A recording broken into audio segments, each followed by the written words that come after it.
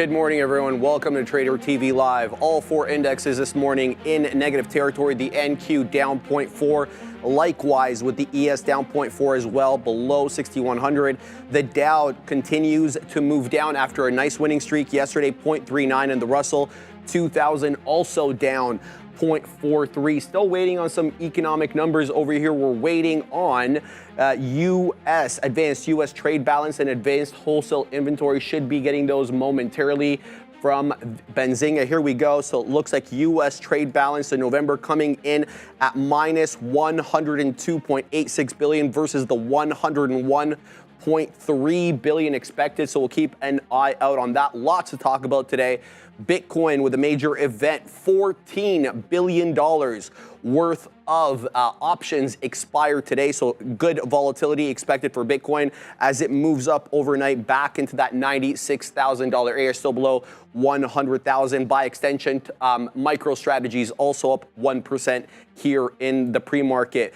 Taiwan Semiconductor in focus today as they continue to expand out their fabs. Looks like they're building on fab out in Kaohsiung development to about 5 different fabs right now. We'll keep an eye on that. Boeing also in focus as they have an exodus of talent engineers leaving. They're reporting leaving for SpaceX and Blue Origin and the like. GameStop also in focus today, down 1.42% after having a strong day yesterday after Roaring Kitty took to Twitter, to X, and put a cryptic message of, I guess, a present. China also in focus today as industrial profit continues to decline. KWeb and FXI down about 1% and 0.75 respectively. Apple will be on watch as we still keep an eye out on that $4 trillion valuation. And Broadcom continues its strength, already up in the pre-market here, about 0.5%. Guys, good morning. Good morning. I literally just asked. I'm like, oh shoot, what number does Apple need to get to that? I thought it was like $4 or $5 from the close, so I think it's I think it's 264-ish. I mean, that's an obvious level. Let's just kind of throw it in there. I think it should be a good one. I'll tell you this much. I don't care what the volumes are like, today or like next week. Yeah. There will be about a bajillion, gazillion, fulfillion times more activity in the market. Fulfillion. I don't know, I just made that one up. Well, the other ones I made up too. More than last night's action in what was quite possibly the single worst NFL game in terms of excitement. No, had to have been more. There wasn't a single point scored. It was 6-3 is what I saw. Second half. So the final was 6-3? It was 6-3. Oh, okay. That's what I saw 6-3, and I was like, what? Man, the Bears are so bad. And the Seahawks had a good start, and then, I don't know. And imagine you're in the final with dudes in your fantasy that you're trying to get some points out of. No, oh my goodness. I'm in the finals in the other league. I had Jackson Smith and Jigba and DK Metcalf. So yeah, I had Charbonnet. Oh, man, yeah. I don't know. What are you gonna do? But hey, we will have excitement in the market at least. It was really weird seeing that there was football again. It was like there was football on Wednesday. There was Monday, Wednesday, Thursday, Sunday. Then New Year's is going to be crazy with all the bowl games and everything. Oh, I love bowl season. Oh yeah. That I'm a fan. That I'm a fan about. There's I think there's 48 bowl games now or something. Honestly, it's something ridiculous. The number there's like the Snoop Dogg Bowl. No, there is. There's the Snoop Dogg and Dr. Dre Bowl. You can look it up. Oh, come on. I am going to look at it. Yeah, look it up. But there is. Hold on a second. Yeah, Snoop look it up. Dogg Bowl. Yeah. The Snoop Dogg Arizona Bowl presented by, no, get out of here, dude. Presented by Gin and Juice. Presented by Gin and Juice. Yes, I love it. Because of course knowledge. I'm just full knowledge of. Oh, I did want to mention. Thank you everybody for the birthday wishes. I did see it, and I really appreciated it. I had an awesome day, and thank you so much. And it was a heck of a lot of fun. I don't enjoy getting older, but now I can't get over this Gin and Juice Bowl, which is what I'm calling it. This is what I'm saying. Yeah, that one's. But anyways, Rigetti continues to go up 12%. We had a great trade yesterday where it broke this $11 mark, and we hit it right there yesterday, right off the pre-market sort of levels. And we had this all the way into the close. So we wound up taking about $3 or $4 yesterday on Rigetti. I was wondering about the same thing here today, and I think we'll probably do it. 1750 right there as a pre-market long on RGTI if we break that level. I'd rather break during the market because like you still get this dip down right there at 930 yesterday, and then the 940 or so, 937, 938 is when it broke and when we took it. So yeah, I'd rather it sort of hang out and then take the top. So Rigetti right now, definitely on watch. And we always say that, you know, when stocks are moving like this, obviously it's a 17% short float. It's very, very possible that at some point the retail trader, whoever's driving this thing, stops hitting the buy key. And when that happens, you are going to get a flush. And that's where we look for a 200-period moving average, which is down here at 16 bucks. I'm not going to worry too much about VWAP holding right now off the open. We'll watch it trade. I'm just looking at that pre-market high break on RGTI to see if we can get it going again today. So, yeah, a couple good looks on here. A couple names that I haven't put on in a while. But, yeah, that's another one, RGTI. So we'll see if that can get going. With Quantum, just continues to be hot. They're the only things really going. And it's like, if you look this morning for stocks gapping up, first of all, the market's down, right? So that doesn't necessarily help. I mean, the NASDAQ's down 0.5% and actually going a little bit lower. The ES is down 0.5%. QBTS is another one in the space. So Rigetti made a high yesterday. QBTS is making one in here. And we'll get to some of these.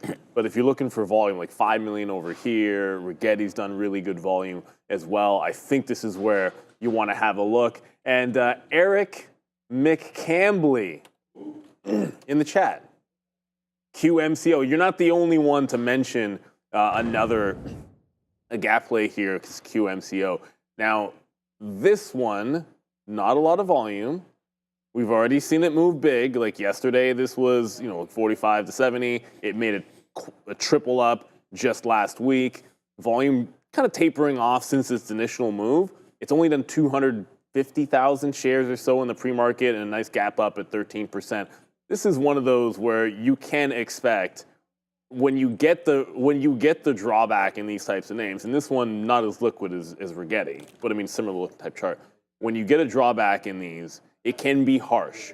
Be careful off that open. What's often happened, and maybe actually more so with Rigetti sometimes in these, but what often happens is that initial move, like if it doesn't go right away, it's not going that day. Like you can see here, like right away breakaway, nothing, right away breakaway at the open. Like the days this is going, it's usually carrying the bid right at the open. So if you see it start to fall, I mean, I'd be backing off. And it's super thin, this thing, with a decent size spread. So just be a little careful with this QMCO. If you find yourself wondering why there's no bid at 930, then that usually indicates it's not going parabolic. Back up to the desk. My man. Quantum's obviously in vogue, guys. Good look there. QSI, another quantum name running this morning, guys, up 60% here in the pre-market. Quantum SI is the name of the company, about a $500 million market cap and about 98 million share float. Trading near the highs, trading about $3.50 right now. The pre-market high, excuse me, at around that $3.75 level. Also, oil in focus today, already up about 1% here and above $70 in the pre-market.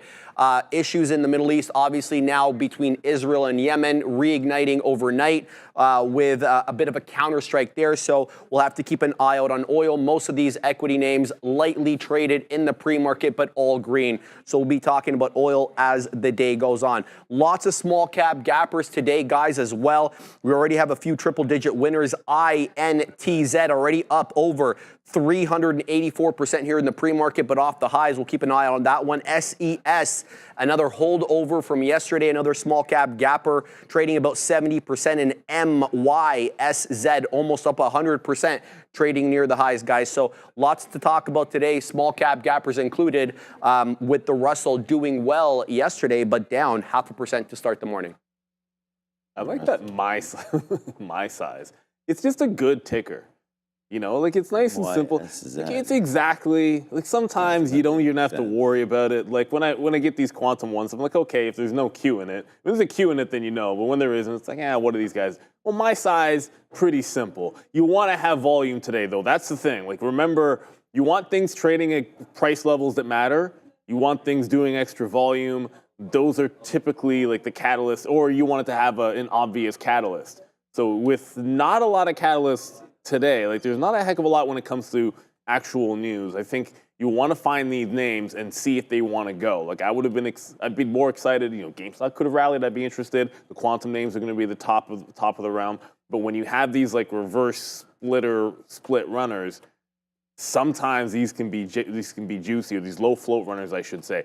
So zooming it out, I always think about that prior high. Like, when we get to that prior high, you've essentially doubled up in this particular case because it was $4 yesterday. But as long as it can hold on to this top end of the range, about $7.30 into $8 on my size. So if you can hold into that range where it's already bouncing, it's not the end of the world, the fact that it's underneath VWAP. You got to hold that at the open, and then you start looking for those continuation plays. Like, it's got to break through. Like, 10 is the actual top in here, almost 10. So you got to look for some higher lows to get played on my size.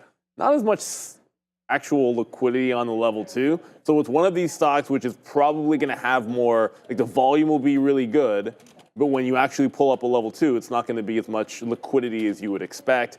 I'd put it in the category of names that might actually be in a halt potential, just looking at the liquidity here. But yeah, that 730 prior high, that's what needs to hold. Zoom it out in that 15-minute chart, get yourself a guide. It's kind of pulling back here, so I think you want to give it some room to breathe before jumping into this one. So if there's any other ones out there, this is what we want to watch today. Like, there's big cap names to look at, some chips in play, and Tesla's in play pretty much every single day. But I think there's going to be a lot of small cappers that you guys are interested in today. Yeah, this QSI, I think we got a super chat or something about that yesterday, and QSI right here, 9.5% short float, float of only 119 million. I think yesterday, didn't this one do 105 million or something yesterday? And we were like, I said, okay, it did the whole float. So there's something into that. But anyways, there it goes. QSI, huge move upside today, up 60+%. Quantum's been super hot for a very, very long time, and it looks like it's going to continue that way. Here's QSI. The thing is we talk about this all the time as well, and hopefully I should have maybe loaded this chart up before, but there's a 350 top that's been into play before, right into here. So we've seen these huge moves happen in the past on QSI. Again, this time maybe it's real. We do have finally a lot of flow through here coming from ETFs into the quantum space. There's new quantum ETFs all the time. They're adding different names, and then people want to be involved in the next big thing. Rigetti's huge. IONQ. Here's another name. Is even on the NASDAQ? Oh no, this might take a while to load. Hold on a second. IONQ. I'm going to pull it up on eSignal here. This name has been absolutely parabolic as well. IONQ. Here it is here. On the week, look at this weekly chart here. So, thing is like you can always go back. These are those tops I was just showing you on QSI. If it works, then you can get an explosion to the upside as well. So, some of these names just continue to be looked at here. 52-week low on this, just to show you how aggressive some of these names are. $6 this was in August. So this name, IONQ, $6 in August, pushing $50 today. So, yeah, I mean, just a wild ride for many of these names in this space. But, yeah, that's just a couple names there that we like to look at. And QSI today, I think, is the next one. It's going to be this. It's going to be Rigetti. I'd rather trade Rigetti, I think. But for a $3 name, I mean, I would still say the same kind of plays here again on QSI. Like, if you break that high there at 380, I think that's probably a go. But look for a little bit of weakness possibly on the open as some traders come in and say 60%, I'll take it. And that's what they do. They wind up washing sort of their hands of the stock because they're long from yesterday. Or they're even long from here. Like yesterday at the open, this thing was $1.30. So today you're tripled up. So it's a really nice move there in a couple of days. I could see some profit coming in. And that's why we look at the 200 period moving average. So yeah, anyways, lots of stuff happening, man. It's Friday finally. Yesterday, I had no idea what day it was. I didn't even realize there was football on until I was going there. I made some money on the World Juniors. That was a good one, man. Nice. I had them on the puck line, minus the puck and a half, so that was really good. 4-0 win there. Easton Cowan, you saw that, Maple Leafs. So we're excited for that. United States will be a tough one, but it's in Ottawa. Well, I mean, look, U.S. might be trouble, but the boys are going to bring it home. I hope so. Quickly, we got a super chat here. And first of all, appreciate the super chat. Shout out to, I'll read the name. It's fine. Fair enough. Brock Purdy the Great. So clearly we have a San Francisco 49ers. It must be a different Brock Purdy. Out there. But the average, Brock Purdy the okay, Brock Purdy the adequate, Brock Purdy, the game manager. Can leading Bitcoin miner cards, your average is $1. First of all, I mean, look, if you're long this thing at $1, that's fantastic. Because when you look at the daily on this, woo, okay, like look at it, like right at $1 for like a couple of months. It looks like, well, not a few months, I should say, but specifically all of September, just $1, and now starting to make a bit of a breakaway. So you're in, like, obviously, I mean, you're in the money on this one. It's in the consolidation higher and the pullback phase. There's no volume on it right now, but, you know, you should always have some kind of a, like, there's a really good point about, like, trading, investing. It's like, what's your time horizon on something like this? Because, like, it's tripled up for you, right? So some people are like, oh, I'd be playing with house money already, and who cares? Others like, oh, there's like a long-term hold, I'm holding it forever. Who knows? But you've always got to be careful because most of the time things are $1 for a reason, right? Like if you zoom out far enough, you get that reminder on these charts. As I wait for this to zoom out a little bit further, you get this reminder on these charts of, you know, why it's at $1 and why banking some profit when you get such a great entry can be good. I mean, it's nice. It looks like a bit of a trend reversion's happening here on this name, but you can sort of see, like every time it gets into 3.5 where it did, bit of a pullback. I think there's nothing wrong with, you know, getting in. You think you got in good, and congratulations to you there. Best of luck to, obviously you're a San Francisco fan, so best of luck to you next year, because they're not going to the playoffs. Right, they're not. Yeah, oh, you know, I'm not hating. It's just true. They're not. No, they're not. You know, Green Bay Packers are going to the playoffs because the Buffalo Bills are going to the playoffs. But we can ask Sharif. I'm not sure if the Dallas Cowboys are. Well, I'm not sure either. Sharif, a quick question for you. Are the Cowboys going to the playoffs this year? Not in the division we're in, guys, no. Oh, it's the division. You're in the NFC North? Okay. Division. Washington? Come on, man. Philly is nice. Philly is nice. Washington's not bad. Yeah, I mean, I'd hate to play the Giants 2-3 times, 4 times. That's terrible. Giants are really they're very tough. Very tough. Very tough there. With DeVito is in there, you know. I like Tommy DeVito. It's Drew Lock now, I think. He's terrible. Anyways, all right. Look, we don't want to keep for too long there. We have Sharif. He's preparing to speak to the one and only Michael Nas. So let's go over to the desk and see what's going on. And we're going to talk about everybody's favorite industry, the insurance industry. No inflation on this so far. Michael Nas, I say this obviously very begrudgingly, having had my car insurance shot up 35% year over year. I know that they had to do a lot of payouts and obviously have to adjust for inflation. I know you're not a fundamentals guy, but I just want to vent a little bit. I apologize. We're going to talk about that means they're making more money, so that has to be good for the sector, right? Taking it out of everybody's pockets, Michael. All right, KIE, the first one. What do you got for us here?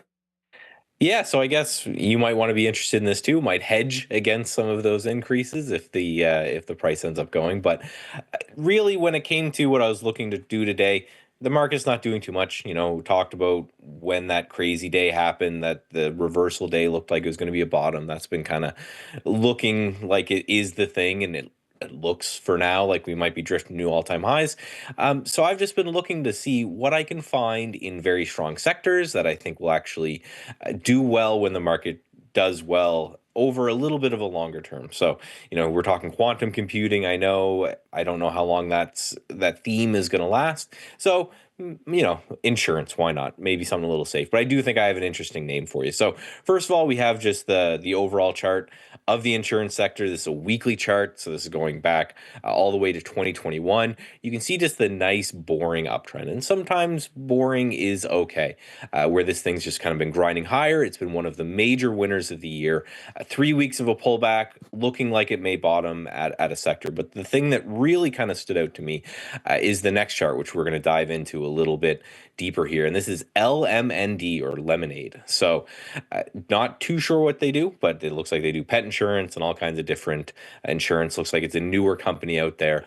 I've talked a lot about looking for stocks that are going from the stage 1 accumulation into this potential stage 2 uptrend as a way to kind of play this change in trend and trying to look for stocks that are breaking out. If we want to buy stocks that are in low bases, things that may be a little bit under-discovered. So LMND, it was chopping around kind of from $25 all the way to $15 for years, right? This chart goes all the way back to 2021, right? So we're talking 3 years of it just being range bound, range bound, range bound. And then last couple weeks, we had a nice little breakout, and then we've been pulling back. So we zoom in here to the daily chart, just a very, textbook. You open up any technical analysis 101 textbook, one of the first patterns you see is the bull flag. That looks like that's what's happening here to me, where it's just slowly consolidating and pushing down right after that big move. So some profit taking coming in, but a nice controlled sell-off and a bull flag. The next chart I have here, I added this one. Good, made it in, perfect. This one's kind of interesting. So the lower indicator here is actually the short float. And this is what really made it stood out to me here. Right, perfect, right there. And then the chart below that is the days to cover. But it might be too hard to see, so I'll just explain it. When we were in that stage 1 accumulation, had a 32% short float. That's a pretty crazy short float. Now you would imagine when it breaks out and it goes from $20 to $50, that most of those shorts would cover. But the beauty of it is we can just chart out the short float. This chart is brought to you by FinViz, and it just charts the short float has only gone from 32% to 28% or 29%. So really, you're talking 3 to 5% maybe of the short float has moved, or the float has converted from short to cover. That's still a pretty wild short float. So if the people have been short all of this time and the stock price doubles, we know that they're going to start feeling some pain if this breaks out and starts to move a little bit higher. So again, the lower number is the short ratio. Some people call it, I call it days to cover, and that's like 7. So that means if it starts to break out and these shorts have to cover, based off current volume amounts, it will take them about 7 days to get out of their position. That's pretty wild. So the fact that the shorts, as of the last reporting date, still haven't covered after this massive push up, to me, makes me think they may be a little bit offside. So this is going to be one of those discretionary plays that I'm looking at. Last chart I have here is just a 30-minute chart, just to highlight that we have this pretty substantial zone around $45, give or take. So I'm looking to see if we can get a push and a move above that $45 a share. As long as we're above $45, I think I want to be in this one. See if we can make those shorts a little bit nervous. Under $45, I think it's time to go. The reason I started to look at short float names as well is because, we have GameStop and the Catman was back. He didn't get much done this time. But if we're going to start seeing this kind of short float action get in play, this one to me looks really, really good from a technical standpoint. It's a fantastic look, Michael. Just basically based on the setup, it looked like a rounded bottom with that bull flag continuation, as you mentioned there. Is there another sector you're looking at, Michael, to kind of play this one off? For example, if one sector declines, it gives a boost to the insurance sector. Is there any kind of correlation that you're making there? Well, what I'm interested in, and something I'm going to generate for you guys probably on Monday, is this whole January effect. And often what happens in January is people who have tax gains, they want to push them to next year, right? Just kick the can down the road. So if I bought a bunch of NVIDIA this year and I haven't sold it yet, I might wait till January, because then it's next year's tax problems, right? I got a whole year to sort it out. So you have this January effect where sometimes you have beaten up sectors start to rise as people who have sold them in December buy them back in January. And then sometimes you have the reverse, where you have the really strong sectors start to come down because people are doing this kind of tax game. So I'm very interested to see if that's going to take place. So if some of these sectors that have been beaten up, or stocks that have been beaten up, like LMND, start to push, and then I want to play something against that, it may be if we start to see semis come down, maybe some of these quantum computing names come down, and we get this kind of revision to the mean of beaten up sectors going up, and then sectors that are a little bit too extended coming down. Might be an interesting play going into the new year. I want to ask you about the short float. This is something we often talk about on the midday show. And is there a specific type of action that you're looking for, Michael, to kind of, other than obviously the parabolic squeeze to the high side to see, that shorts are getting squeezed? Is there any sort of predictive system that you have? Be like, okay, well, hey, look, the price ranged in this location for around 6 months, 8 months, whatever. Likely, there's a lot of people who got short at this level. Is there any sort of predictive methodology that you use for that kind of thing?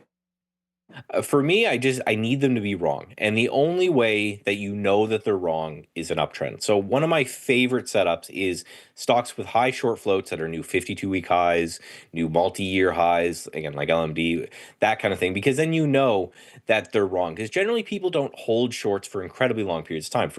The viewers may not know this.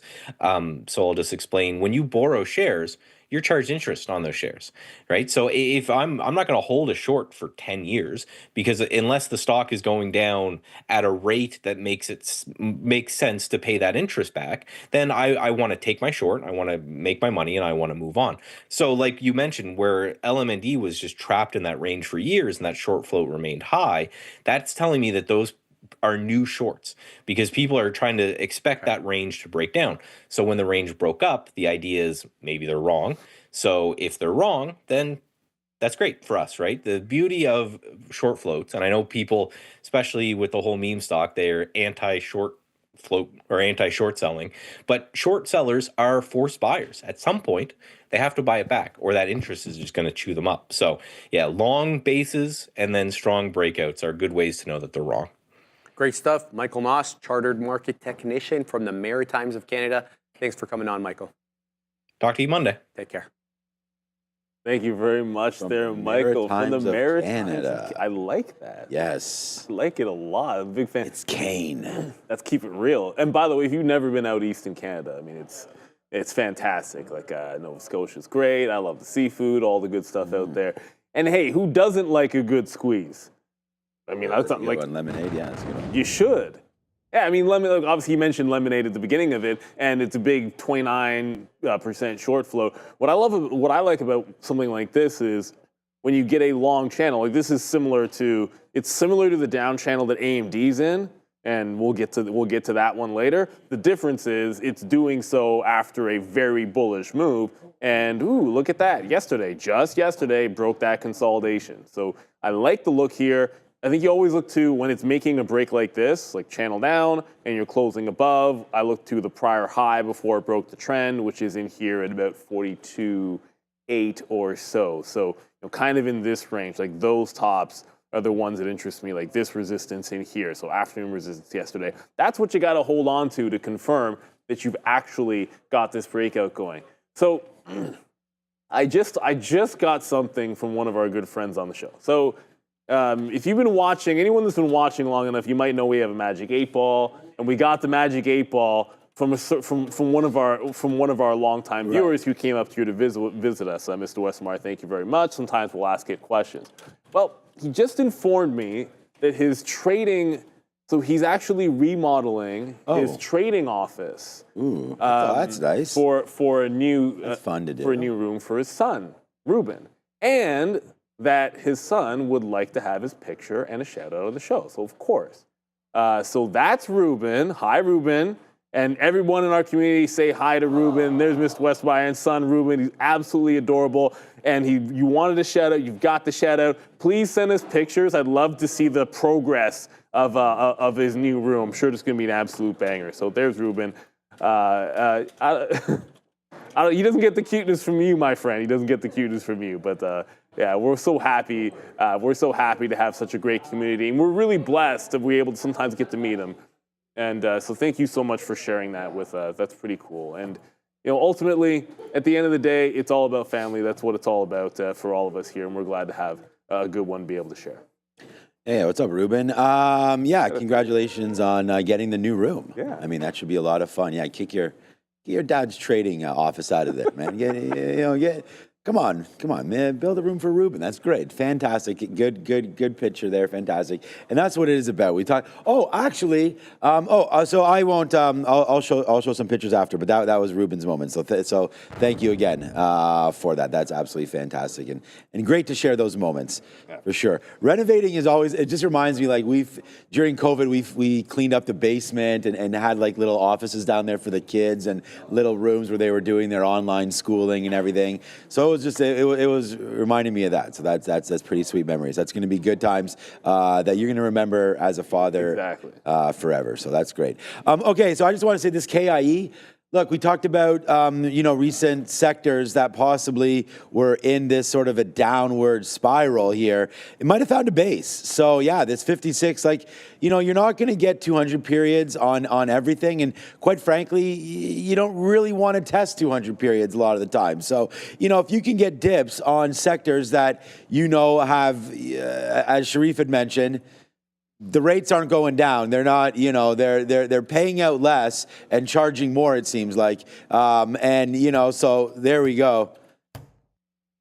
Not me failing. Now, yeah, we're failing. Yeah, fail the insurance business. Okay. Yes. Okay, good. So right there, back up to the upside. So maybe morally you don't even want to invest in this. And that's actually, no, but that's part of it. I feel like, and again, UNH, not much changed in their business at all, except for exposure to how potentially people feel about the way that this has been handled, right? So I don't know. Sometimes you got to stay away from some of these sectors, but that's why I highlighted something yesterday on the show and what we talked about XBI being down here so much as well. This is another sector that I feel like has been hit that you can pick up right now at some nice valuations below the 200 period moving average. So anyways, all right, that was good. So 9 o'clock now, we can start doing the rundown basically. And if you want to catch the watch list, make sure you join us right now. Scan us to find out about Real Trading, the platform that we're using every single day. The largest prop trading firm in the world. Check those guys out, Real Trading, over 3,000 traders right now with us. So, but anyways, the watch list also, link in description. Go grab it as we're going to go over it very, very soon. So, all right, that's about it. Keep your questions in the chat. Make sure if you did want to be part of the chat there, as some great conversations are going on, make sure you got to hit the hit the subscribe. It's a subscriber-only chat. So make sure you hop into there immediately and join the fun on this Friday. On a wild Friday. I don't think I'll get it wrong. I think I'll just keep remembering that it's Friday. Say. You know what weirded me out this morning? Because of where the holiday came in the week, I take out the trash in my household. Yeah. Spoiler alert. But I pull out of the driveway and I'm like, oh crap. Everybody on my street had stuff out and I was like, oh shoot. I guess I completely forgot about that because usually we're Wednesday. But it was a holiday, and then the holiday yesterday, so I guess it shifted. I'm like, okay, that's fine. And then we have a ton of it. Before we go back to the desk and get the watch list on, there's another runner here, and another small cap runner. CBAT just started popping off, up 40%. I was just hearing them say the news, but didn't quite catch CBAC Energy, and now here it is. CBAC Energy announces significant orders from Anchor Innovation, around 30 to 35 million. So it's done about 1 million shares in volume in the last minute or two, breaking the dollar level, just got to $1.30. This one just started running here. What's the volume? Small float. It's 71 million share float. Not much of a short float, but that was the news. They got an investment from Anchor Innovations and just popping up here. So we get another one. I like these ones, around $1, because then you have a nice little obvious anchor area that you can usually bounce off of if it tries to come back in here. So, hey, heck of a lot to work, heck of a lot to look at, especially in the small capper so far this morning. Let's get into this rundown over at the desk. All right, guys, 60.95. That is where we closed out yesterday on the ES March contract, which also happens to be the overnight high. We're well below that right now, 60.63. We're coming into the lows. We're printing new lows. Let's look to see if we can hold that 60.50 area as support. We've been defending that area for a while. If we bounce off 60.50, we're in a range between 6,100 as resistance and 60.50 as support. All right, guys, get the watch list sent every day. Adara prepares it, and we all use it up on the big desk. It helps you organize your day, helps you know what's moving, and a good morning routine definitely requires a watch list. Have it sent to your inbox every morning. All right, let's start with the first ticker on the list. Bitcoin already up about 0.75% here in the pre-market, touching that 97,726 overnight high. Interesting story today from Bitcoin. We've got a lot of options expiry today, the most ever. I believe 14.38 billion worth of options contracts expiring today. That accounts for about 70% of the total open interest in BC options, Adara, with a put-call ratio of 0.61. Separately, we have net inflows coming in yesterday on Bitcoin spot ETFs to the tune of about 475 million. Ethereum also getting a bit of a bounce there. A $117 million found its way into the inflows. Good morning. Wow, good morning. Yeah, happy to be here, guys. And I think one thing, too, with Bitcoin is 2025 is going to be a huge year. It's a new year. Of course, you're going to get those options expiries, but everybody's talking about how President-elect Donald Trump could impact the industry. One thing I read, I was reading this yesterday, Citigroup's make it or break it for Bitcoin next year. A lot of these are actually things that Trump could positively benefit in the industry with regards to regulations. We're going to have to wait and see, but crypto could have itself quite the year with our crypto president next year. Yes, absolutely. What's the look, guys? Yeah, we're hoping for quite a year, no question about it. Like so ETH is pulling back just a little bit here if that's what you're watching. But it's more the same with Bitcoin. So there's ETH. Can't seem to hold that 35 level. I think that's the big one. If we can break out from there, I do like its chances. But Bitcoin, it's just a nice little dance that we got going on. We can't, like the 98 level is an obvious over-under type spot. And now look today, I think you want to be more honed in underneath 98 at 97.2. It seems like it was the last little pivot point, like a little support into resistance. What I can't take my eyes off, the longer we hold here, not breaking away from 100 to the upside, every time I look back, it's just like no, like Mars doing nothing again but 19, 19, 19. It's just hanging out. This is now all week. You've had this same bottom in here at the 19 levels, technically like 1890, but the longer this consolidation happens, the more this is the level that I'm watching when we talk about crypto. So it's pretty simple. If we're breaking at 100,000, then I like this to break the consolidation up, hold that 19 support. So I think you have some nice little long opportunities breaking away from this consolidation. But man, anything causes us to break that bottom. That's a flat bottom break for sure on Mara. I know I said the same thing last couple of days, but hey, until it breaks away from this range, you want to be geared up and ready for it. Yeah, Mara's been. Yeah, I mean, I guess it has its days, right? And I mean, so that's going to be worth looking at for sure. So here's Bitcoin. Here's a 1 hour chart. Very consolidated right now, in around. That's why I sort of came in today and I was like, okay, we're at like 95, sort of 95.3 bottom, and then sort of like 97. I guess we kind of just touched it and then fall back in there. 97 top. So that's just on a 1 hour chart. But the one that we've really been focused on has been the 15-minute chart. And that is watching out and playing this 200 period moving average. Well, you know what? Over the last, let's call it a week, maybe it was great to the downside there. There's the break right there on the 24th. We talked about that break happening all the way to the upside there. It gave us 4,000. And if you played the break back in, that's you getting out for 4,000. Break of 94, break back down there of 98. And then look what just happened right now. We tried to break it again and failed. So now we have, if you want to go long on Bitcoin, in my opinion, not only do you want to obviously break 97, which is right there, but you also want to take out this top as well. So that's 97.4, 97.3. So, that's sort of the play there for crypto. So, it breaks it, no problem. You just get out there if that's going to be it. And look, you're not always going to grab the exact price. Maybe you do give it that $300 or $400 in case something like that does happen. That's what we got to do. That's what backtesting is all about. Try to find out what kind of slippage, what kind of expectation there is on a pullback, things like that. If you're day trading it, you may not care too much about a couple $100, but if it's going to be like a swing play that you're going to have over maybe 24 or 48 hours, something like that, that might be something to look at. But now the fade is coming back in. So for me, I would still say, unfortunately, it's a short until we break this 97.3. So that's something that I'm going to be looking at there if it does come through. So we'll have it up, trading it live here on. We'll use IBIT. That's just our platform's not the greatest yet for crypto. So we do have it charted and able to go with it. But again, it's a little bit of a different process for us. Why is my Rumble .am on these ones, but .nq right there. Okay, we'll adjust it. But there we go. We have crypto down here, 96.3. Neil and Adara Sharif mentioned also Ethereum there. Yeah, not great, man. I mean, you can look at ETHE as well as a spot to look for Ethereum. Again, another great ETF with tons of liquidity. See, now these Rumble charts aren't changing. But there it is, right back in there to the 50-period moving average. So lots of opportunity down here in and around 3,100, 3,200 for the 50-period moving average. And, Sean, this Christmas or holiday season, Give yourself the gift of smarter trading with Trade Ideas. Don't miss out on 25% off all subscriptions, including upgrades to premium. Unlock powerful trading tools and insights to take your strategies to the next level. But hurry, the special offer ends this week. 26, it says. Use code TraderTV25. Well, I just say use it anyways.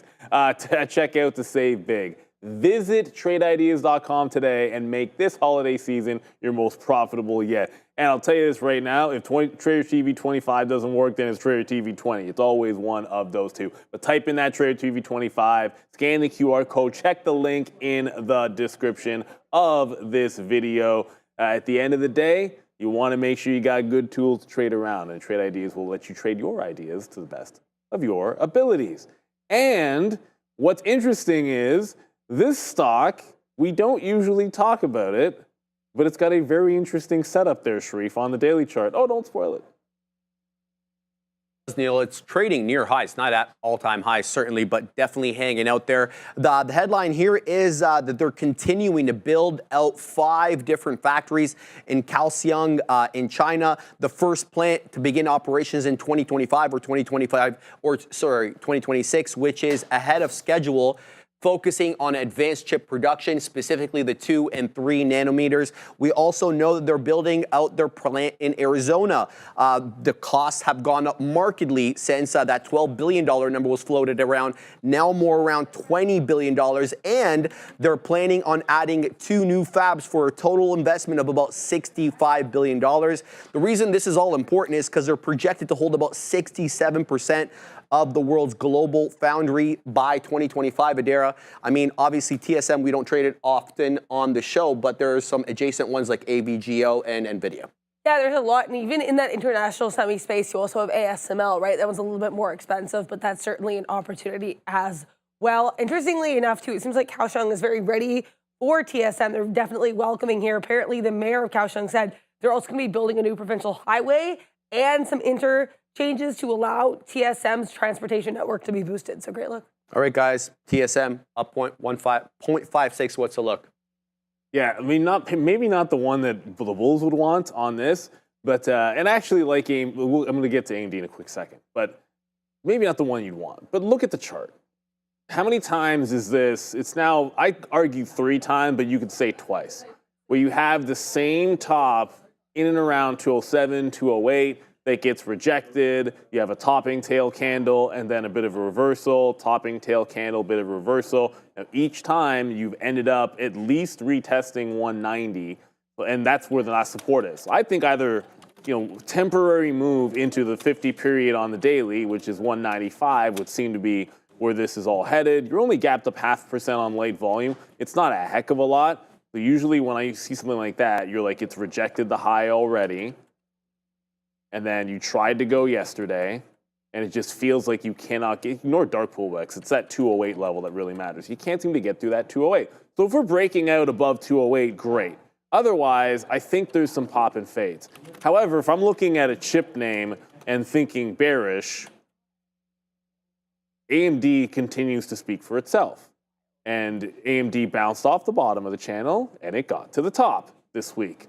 And that top sits at 128, which was prior resistance. It's already shown you the inability to get past that 128 level on a big bullish move. So it's just a pop and fade. If you see 28 today, some great things have happened in the market, but 126 quarter in here, 126 quarter and a half, that's first look. It's short every pop level available. But I think this one has a chance to get back down to the bottom of that channel. The good thing about AMD, while this is a distinctly downward channel, the good news is fundamentally, like, its forward PE is now very reasonable. It's back into the 20s. So I do think it has a reasonable chance to break away from this. But until it breaks out of that channel, consolidate above and actually break out a level instead of just roll over again, then I still want to be thinking short when it gets to the top. Until it breaks this pattern, I think for a day trade, it's continuously a short at the top end of the channel. And until we get to the bottom or break away from it, then you can start looking for longs. I do think it's going to be a swing long soon, though, maybe in the new year. 205.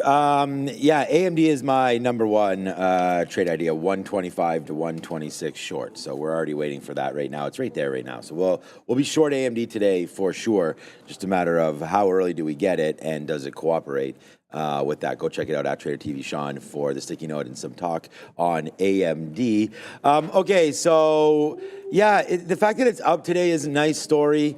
I'm actually, looking at the NASDAQ here down 0.58 right now and really thinking short something. And it would not be TSM because it's up and because it has a nice little movement here. And I think it is, bouncing quite nicely off the 50-period moving average.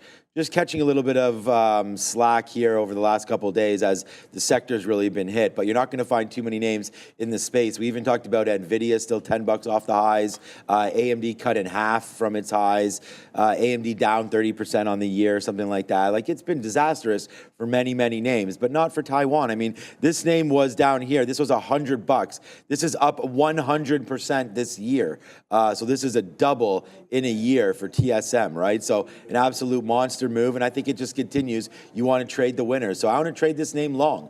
So in trying to buy dips, I think this is a great opportunity to do that in and around 195 if you get there on a swing play. But just for today, if we look at a 5-minute chart, I guess, yeah, I mean, it had such a nice move, and now it's trying to make this way back in. It looks like you're going to find something in and around 201 to 202.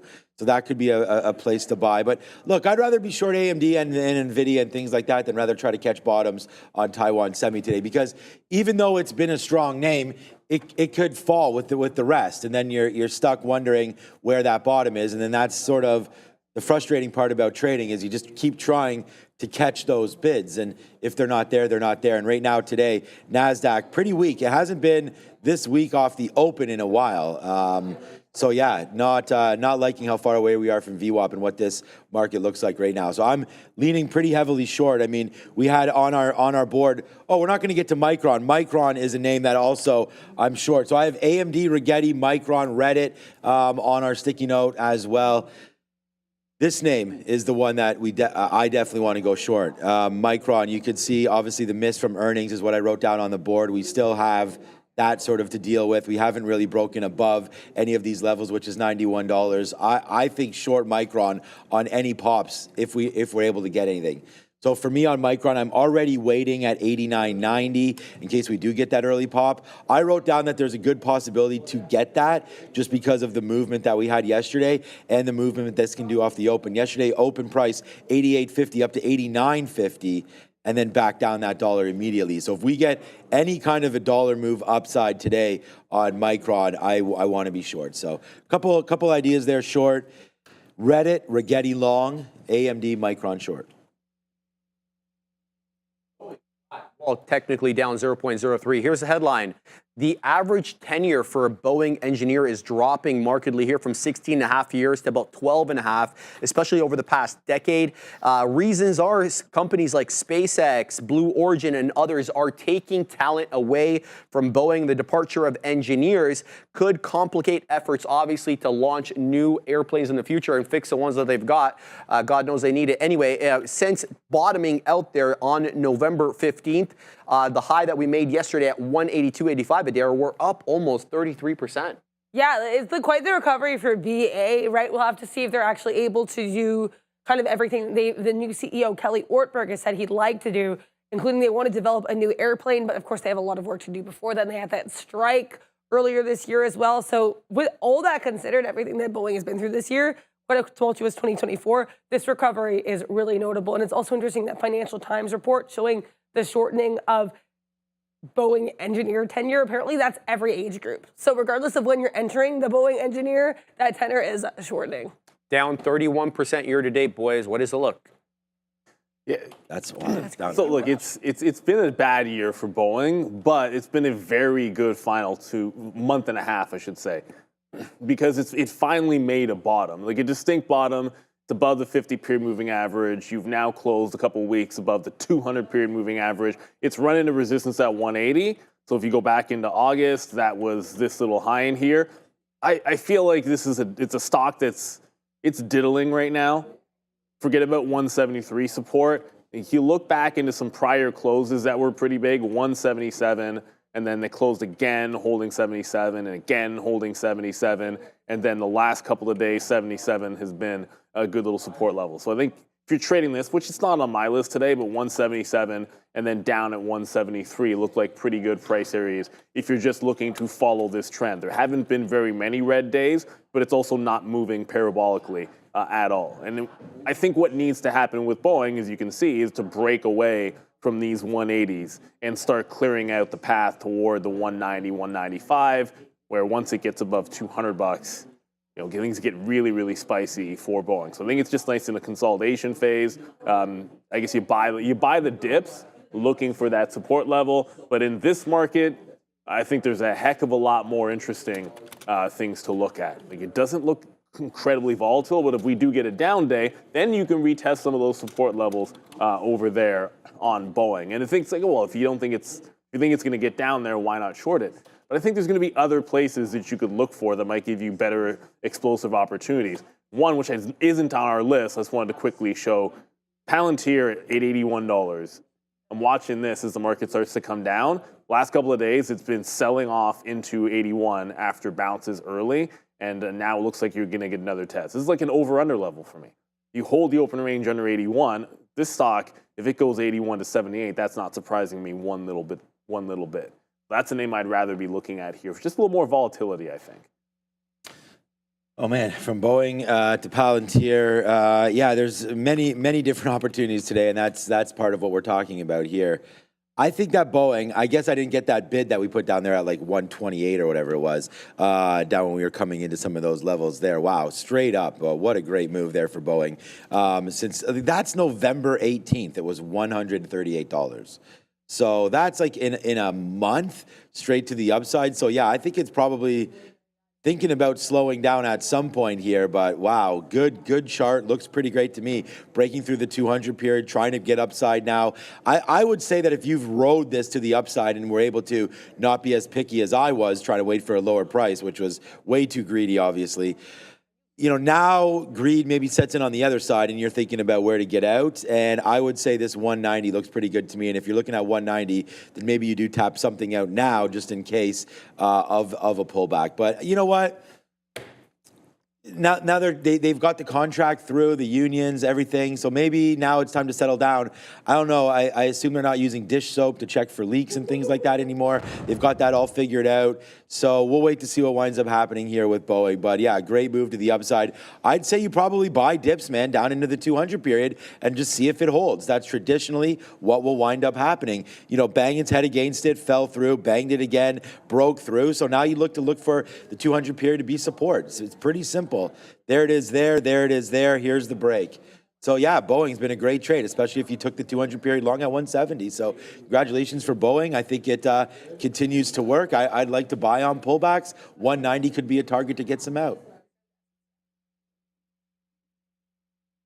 China in focus today, specifically industrial profits dropping 7.3% month over month, doing a little bit better than they did in October when they dropped 10%. Obviously, to counter the weakness, the Chinese government has been issuing more debt and raising more fiscal deficit. $411 billion, a record, by the way, was issued in special treasury bonds for next year to support the growth agenda. K-Web already down 1 1/5.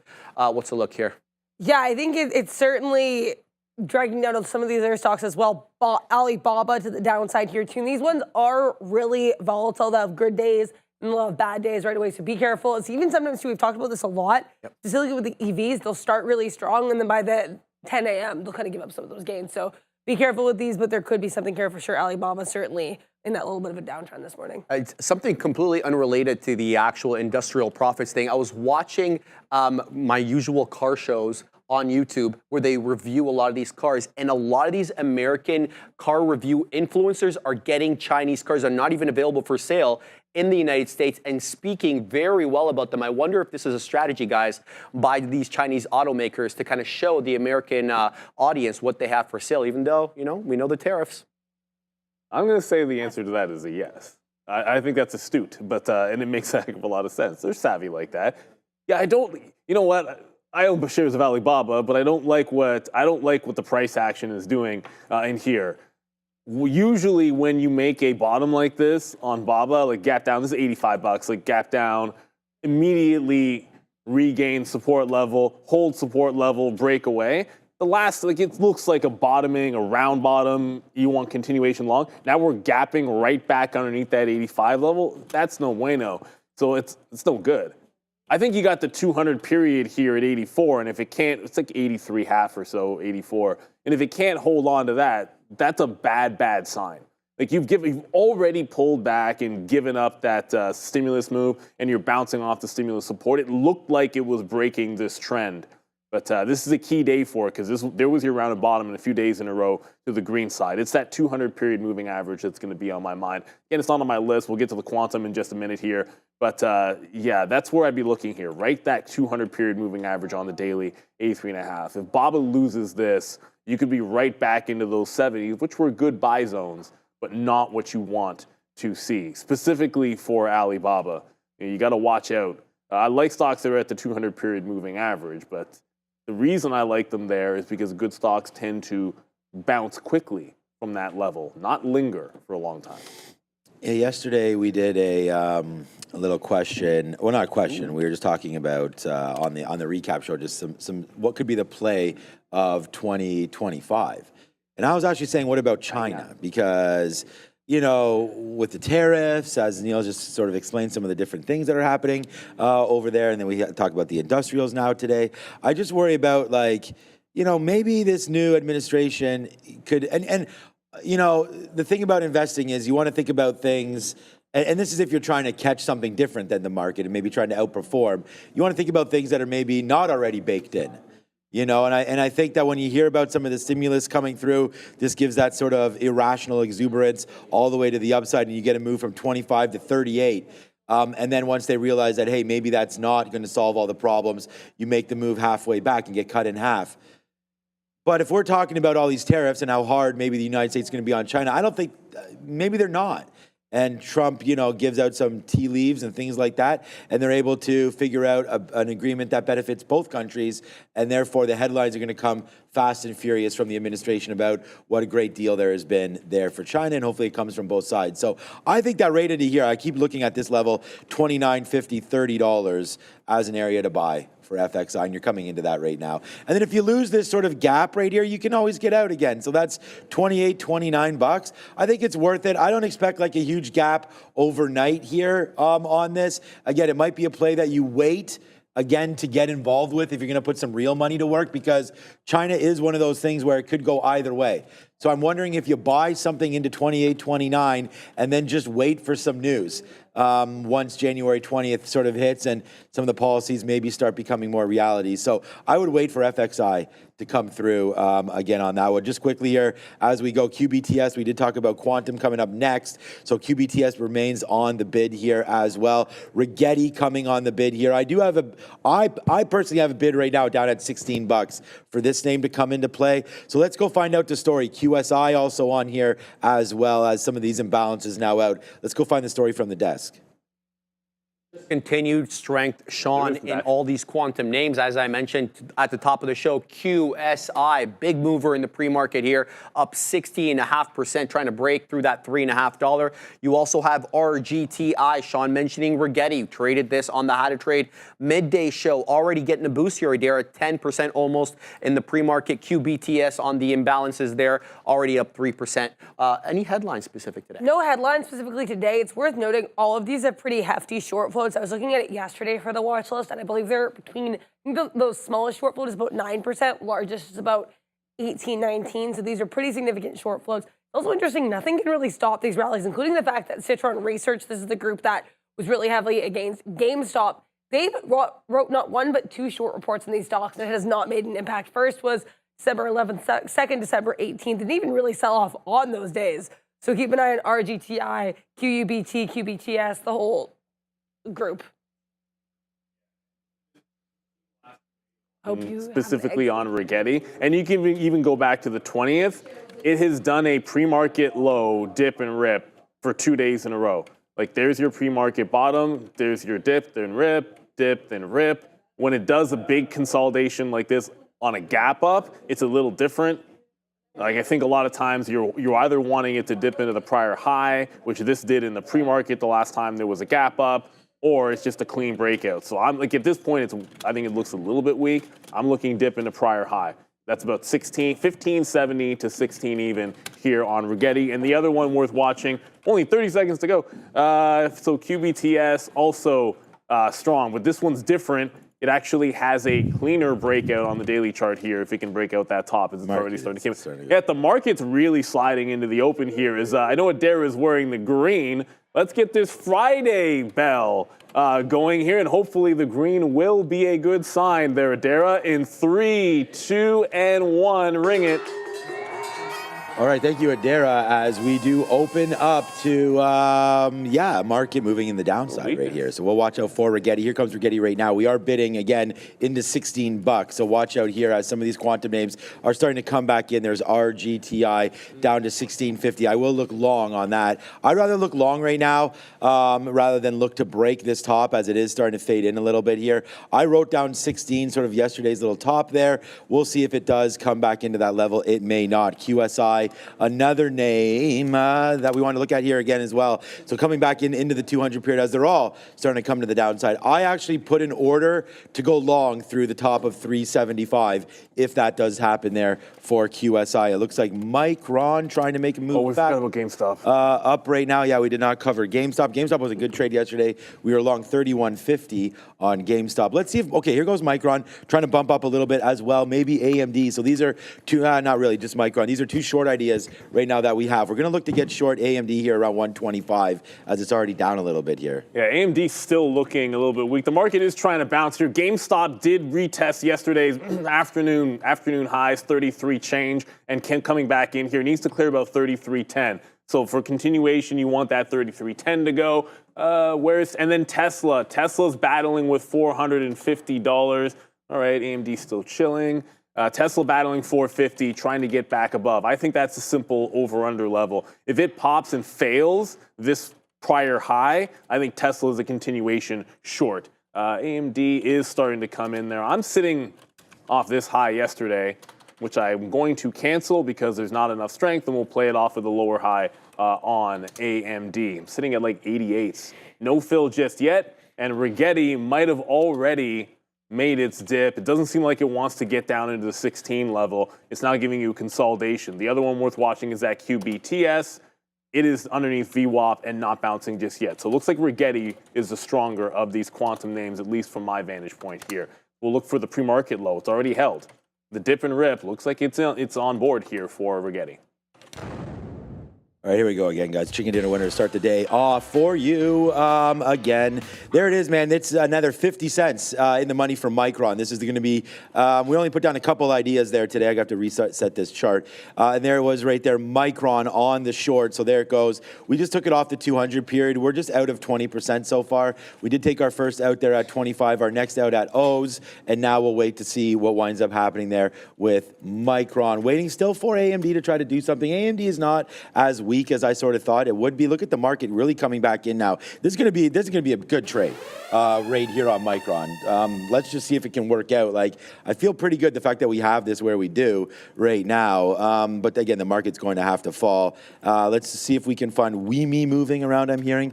All right, so that was a good little level we just got out. Maybe we have to get something else out right now at 89, as yesterday that was kind of the bouncing area. If it does come back in, it looks like 88.60 to 88.70, and then yesterday's low 88.30. Yeah, I'm actually not as excited about the potential here of this name as much anymore. Let's see if we get something out here near 89 again. Is Palantir popping again? Oh, down. No, Palantir broke that 81, and there was nothing on the bid through the 81 level. It's trying to bounce here. We'll see if we can leave it in and pick it up on the way back. It was a bit of a flat bottom break. 2-day support there on Palantir at the 81. I think if we end up with a red day, there's a lot of room for it to come back. Any stock that's been as strong as Palantir has a lot of room to go. AMD doesn't want that 125. Tesla doesn't want any part of 450 anymore. It's going to be first available pop is what I'm trying to grab back on Palantir. If we don't get in front of 81, then we'll take whatever we can get. Tesla, it doesn't seem to want to get back to that 450 level. It's an over-under at 450, so we want to look for that pop to maybe give us VWAP or something along those lines. While those are happening, here comes Rigetti. Now it wicked the bottom first time. Now it's taking the bottom, and it's taking it in earnest. So this is getting down into that 16 level. Got to let it get down there. I don't want to catch a falling knife, but you do want to be ready if it bounces off that prior high. So Palantir, feel like that one's kind of come and gone. Ugh. Yeah, it's going to break. There's an 80 break. You might just have to take this one. The first green candle, you get anchored away from that 81. We're going to cancel 81, look for the next available level. If it pops in here and gives it anything green on a 3-minute, I'll look to short that first available pop. Rigetti catching a bit of a bid. Be careful with that one. There's not a lot of bid action on this Rigetti stock. I love that Rigetti stock. I should have looked at it again. Yesterday, that was a doozy. But today's doozy is right here as well, so we'll spin it right now for, so far, the trade. We just got filled down there at 75 right there on Micron. So, you know, we said that there was a good chance that this name would have been one of the ones to go there today to the downside. Once we had got that fill, it was good to go.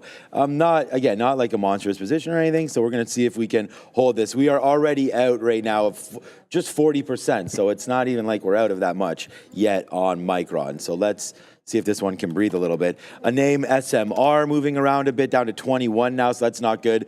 As it's moving the other way, down 2.5% right now. On a red market, we talked about looking short today, and that's why when we talked about TSM, I was like, you know what? Instead of trying to catch falling knives here, which now it just went red, better to trade names that we felt like were shorts to begin with. And that's where, look, we have the trade already in Micron. I mean, that's been a good one. But AMD right now is kind of hanging out upside as well. It's not doing anything. I wouldn't say upside, but as opposed to the market, yeah, maybe this is just a short waiting to happen. I'm not as convinced about AMD as obviously we did hit on Micron, but here comes Micron even right back as well. I think we're just going to start to put some more bids out and just start to cover some more shares here on MU, because the market, although is very, very weak here, it must be being led by other names. It's not the semis today, so we tried to go short. NVIDIA is weak, actually. Is NVIDIA weak? Okay, I mean, doesn't seem to be too weak here. There's a few things. Meta's pretty weak. Apple's weak.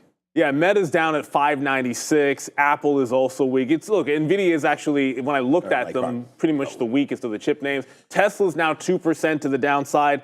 Did just get, look, there wasn't a green candle in Palantir, but it retested the 80 level, which I'll zoom in so you can see a little bit better. It retested 80, so 81 came and went. It retested 80, stalled at 79.90. I got 79.78 on the way back through. The low of the day, 79.40, so just the first available consolidation on Palantir. All right, we didn't get the fill above 90. We'll look for the next available spot. It could be VWAP. That's the thing. If we break this prior high, I want to get out and wait for VWAP. Because I'm looking over here, and that is a pretty hefty move right away to the downside, and we were already bleeding. So you don't want to get trapped on any kinds of bottoms. And as I was mentioning just there, we'll go to there in a second. Here's Meta bleeding to the downside, no green candles in sight underneath that 60 level, and NVIDIA looking awfully weak as well. So it is a red morning. So far, 1.7% down for NVDA. Still holding the bid so far is Rigetti, though. Still could be along there. Let's go to Adair. Once again, small caps and penny stocks continuing to kind of rule the roost during this holiday shortened week. We have AAPL. This company is Learning Engines.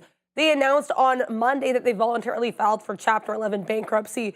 No news today, but looks like a little bit of a pop for this company, up over 200%. They are a penny stock, trading around 50 cents right now. And we do have a short float of 10.3%. There's also PDYN, Paladine AI. This is a AI and drone-related company. I'm seeing some drone catalysts in the past there. No catalyst today. They do have a 13.6% short float of 16.14 million shares. Back to you.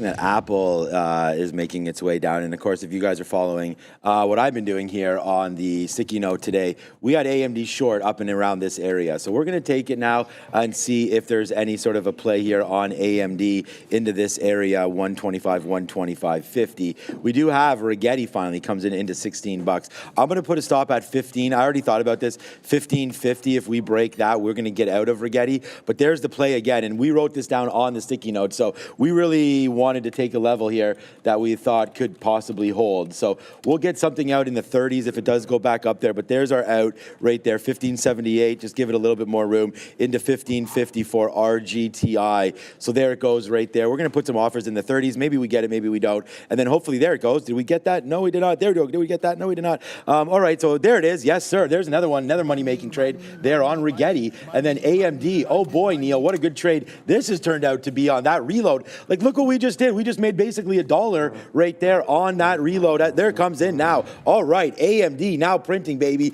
It's Rigetti, mom spaghetti, now trying to go up to the upside one more time. There it is, 31s, 41s, my bad on that one. We'll hit the sirens there for Rigetti. And if you're looking for some excitement and somewhere to go, just go over here, check out Trader TV Sean. We both have posts up again, but here we go. Oh, I wanted to show this. There's my daughter and my niece there, and she's wearing her jersey at her game. But there it was right there. AMD, there's the short. There's the Rigetti long 16 again there as well. So can you throw that up? I don't think I've ever seen her before. Oh, no, she's a young one. She's a young one there from North Bay there. So oh, it's not okay. Gotcha. Yeah. Okay. So here we go. Nice little upside move there, Rigetti. So there. Oh wow. Okay. This is a huge. You know. We talk about that, Neil. We talk about how trade the pool only need 4% of a gain there on trade the pool. How about this trade right now as Rigetti just blasting up northbound, 75 cents on a $16 name. Right now goes Rigetti. So let's get some more out here as that is really starting to print out for us right now. Micron, 50 cents in the money. AMD. Only right now, only 20 cents. AMD just bounced off. Yeah, we just took some good plays there. Yeah. Look at Rigetti. What the thing about this AMD, everybody, like it's back, and it looks like it was a good short through 125, but look at that rounded bottom. AMD is stronger than every other chip name that I'm looking at, so we got to be a bit careful with it here. If it comes back up, I want it tight to 125.25. Oh, boy. Because that one looks a little bit strong. Palantir might be catching a bit of a bottom at 79 even, but it's still trending down. No green candles just yet. And Rigetti's going to halt, and we're going to be long, and we are long. Oh, it just got to the halt band and pulled back. Holy jeez, this has been look at this play here on Rigetti, guys. We just had, and honestly, we were sitting. We talked about where we were sitting. I mean, it's not, we're not going to be shy about talking about it because we said we were sitting at $16.15. And we also posted on here as well, the same trade. So far, so good here right now. AMD's a monster. Micron's even bigger. Micron is P&L number 1 for me so far, despite even having this Rigetti on. AMD was a position that we put on a little more shares. So Micron, position that we put on a few more shares in. But there goes Rigetti. You might as well watch that one. Wow, Neil, this is, I don't know when this is going to halt, but monster trade here on RGTI. Adara? Another small cap here, Microcloud Hologram, HOLO. If this name is familiar to you, this ticker used to do this back in February almost every day. These moves to the upside. No news on Microcloud Hologram, 9.78% short float, total float of 5.46 million shares, $37.6 million market cap. So small float and significant short float to be aware of for HOLO, which is taking out day's highs as we speak, heading into that $2 level. Make sure to like and subscribe. Back to you guys. So, oh goodness, NVIDIA, okay, Meta just lost 595. This NASDAQ, here quickly, the NASDAQ is continuing to go low. You're now 1.4% to the downside on the NQ. The ES just almost crossed that 1% mark as well. So pretty much everything is bleeding at this moment. Well, except for the quantum names. They're the only things that look strong. So great looking at 16. I was kind of on the bid underneath 16 for an over-under, but that QBTS did not break out that 1050, so this has yet to go. And so it hasn't broken out above the prior high. If it can do that, fantastic. We want this one to be able to join, but that has to happen. It needs to make that breakout. AMD now back at VWAP, so now it's starting to look a little bit better on AMD. You're now back at VWAP. You'd like to see it break VWAP and get out underneath. Got to get over to Palantir. It just made a wick bottom at that 79. So Palantir, the target's down here at 78. It's starting to get a little bit close on PLTR as it's starting to get that bottom. Intel is strong. I see in the chat there, Team PJCT, Intel relatively strong. So that is worth watching. Pretty much everything is down. So if you're looking to go long somewhere, make sure you go long a strong stock because you're having weakness pretty much across the board here. If Intel's going to have a good day, I'm not going to begrudge it. It wasn't on my plan of action, but hey, you know, sometimes the stock has fallen so far that there's not much left for it to do.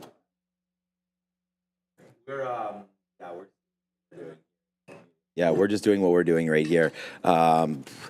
Taking some more out of AMD. I mean, again, just to review, and we did this yesterday with Obi. We're doing it again here today with Neil. We'll do it with whoever. I mean, this is what it's about. AMD, there's the short. There's the Rigetti long. There's the Micron short. So it's 1, 2, 3 for 3 on the ideas again today. And Reddit, the 180 break long. We're going to have a quick look at that right now to see what's popping off. But we are starting to get out of more AMD here. But the thing about this trade is, how good is this trade going to be? And the reason why I say that is, if this market continues to go, this sector is not even hurt yet. So maybe it's stronger. Maybe it's stronger than the rest. It is stronger than the rest. But it could give it up. And if it does, then these could really, really come in. I'm a little nervous that we've wicked down here a couple times already and haven't come in to retest something like these 20. So I'm going to put another bid down there. I'm not bidding anything right now. So let me put another bid down here, maybe in the 30s or something, for about maybe 20% or so of what we have left in the low 30s, if we can get that. We are really, really starting to sing right now on Micron. That's starting to hit the lows again. So that's going to be a monster trade there as well. And then Rigetti. So just for Rigetti, we only have about 20 to 25% left of this name. So let's see if it wants to get back up to the upside. My best out, 1750 right now. What? Yeah, AMD just seems to be strong up here on the upside. Maybe we got to get a little bit earlier, but it's a positive stock for us, obviously, and we'll wait to see if we can reload a little bit higher. But so far, so good. We'll go 3 for 3 and position pending here, I guess, on AMD. Yeah, AMD is really, like as you said, it just got a monster bid on it at VWAP. I was actually bidding 51s when this turn just happened. That was wild. I was bidding 51s. I was like, yeah, we're going to get filled on the way back when it held that. And now it's absolutely gonzo to the upside. So we had to watch out for it. Palantir, just quickly over to Palantir because this just caught a big bid as well. I'm on the offer looking for VWAP in here back in front of that 80 level. So we'll see if we get a chance to trade off it. QBTS did make that break, but immediately reversed. Instant reversal on that breakout. So we got some out here in the low 50s, and then it came right back underneath. So we ended up paying some fees there on that QBTS, but no big break just yet. It's still holding the higher low, which is a good sign. I think that still bodes well for us. And we keep talking Intel without actually showing it. This is, like I said, distinctly different. Topping tail wick. If there's going to be a bid from the bottom here, like Intel, I do like what this chart looks like. So good look to everyone that pointed this one out. You have higher low support the whole way on Intel. And if this is going to go and break out the top, I'd like to try to join some kind of a move here. Not too much looking strong with the exception of this particular chip name. So looking pretty good on Intel. I think VWAP looks pretty good. But let's go to Adair. There goes AMD through that high. Yep. So you got VWAP, but then you broke out the top. That was the short level. Now it's a wait until 126. Got to wait till 126, the next resistance stop on AMD. Super strong mover, couple of chip names strong, Intel, and a little bit of AMD. Now green on the day. Adara? More small caps here. QMCO up 30%. The company is called Quantum Corporation. I would like to emphasize they do not do quantum, they do data management. So QMCO potentially could be benefiting from the fact that its name is quantum related, but it's actually at $89 right now. Not necessarily the smallest of market caps, but 426 million market cap with an 18.2% short float and a total float of 3.83 million shares. This is a very small float, very significant short float for QMCO. We also still have that HOLO moving around here as well, microcloud hologram, pulling back a bit, but still up about almost 40% with a 10% short float. Back to you guys. All right, thank you, Adara. All right, so plan of action right now on AMD. I mean, we talked about that our position pending here. Our biggest worry was going to be AMD, but it just floated back up into that 126 area, which is where we want to get short anyways. So we'll be positive on it again, obviously, with holding a loser right now against us 30 cents. So we'll have to wait to see if it does take down that 126. That was the last sort of straw that we wrote down here. Get short between 125.50 and 126. So we played the short early, and then we were like, you know what? Remember, I was like, wow, the market is pretty weak here, and this name is not going. In fact, fact, it's pretty strong. So that would have been the first indicator right there to get away from it. And there it is. So now we're in there. Again, just trying to watch out for that 126 area, which comes into play. That ultimate top is like 126.25. So you can play off that if you did want to. But it looks like right now it is trying to get back into those levels. So AMD, nice little upside push here. So if you're short with me, you're short at 50s right now. So we'll see. Maybe we get a little bit of a push down here. We'll take something out if we can, just to relieve some of this pressure in the 50s if we can get that. But for right now, AMD, yeah, looking like it wants to go higher here, especially if this market found a bottom. Yeah, we know that this is very, very strong. So watch out for that 126.25 area on the top side for AMD. Yeah, we just came back to the 80s on Palantir. Double tapped 8-0, pretty much on a dime. At 79.99 is the local high, and it's trying to pull back in. Now, keep in mind, this market rebound, it has not been, like, it's a pretty shallow market rebound, and that's a pretty hefty break off the bottom there for Palantir. So I would suspect you're going to get a higher low here. It looks relatively strong to me. I think if it gets back into 79, we're going to like it for sure. There's that QBT. So QBTS did re-break that top. It's now through the high. This is a follower. I didn't catch the dip buy that I wanted on Rigetti. So we went over to the other name, which hadn't gone yet, and it's through that high of last week, or a couple of days ago, 1050. So we just checked in at 1095. So the 11 even, still resistance on this stock. Would take some out in front of it. You never want to get caught on a small cap name or any of these lower float names with a rejection of a high break. So just be careful with this. If it loses to 1050, I want to jump out. I do have eyeballs on Rigetti. The coincidence, when this tried to get through 11, Rigetti pulled up and down through the 18 level. I feel like Rigetti's leading a little bit. So I'm going to have that up just so I can watch it. This market might not be done yet. I know you've seen quantum names look strong, and some of the chip names just bounced. But I just looked over at Meta. Man, Meta is still right back low of the day. NVIDIA is right back in low of the day. Like, it's incredibly weak in the overall market here. Big trade alert right now. Good trading over there, Neil. Big trade alert on this side, though. We got Rigetti is now $2 in the money, by the way. So there it goes, man. Huge move up for Rigetti there today from 16 long, posted on the sticky note. And then here we go, man. We talked about staying with your thoughts, staying with the stocks that you believe in, and there it goes, AMD right back in. So wow, that actually worked out pretty good for us there as we got some out in the 20s and 30s right there. That bid was 26 or 27 right there. Now wow, it's still in the same spot. So if the market does actually retrace back down in, we should have a monster with us right here again today. It's only 9:51, so lots still to happen. All right, Micron still hovering around 89. We just get, oh man, we just get another fill. It's another one down there for that. So look, so far the trades we've had today, Micron, that's pretty clean right there. AMD, yeah, it's been in trouble, but still up on that stock right now. And then Rigetti, $2+ here. What's up, Adara? Even more tickers moving around here without catalysts.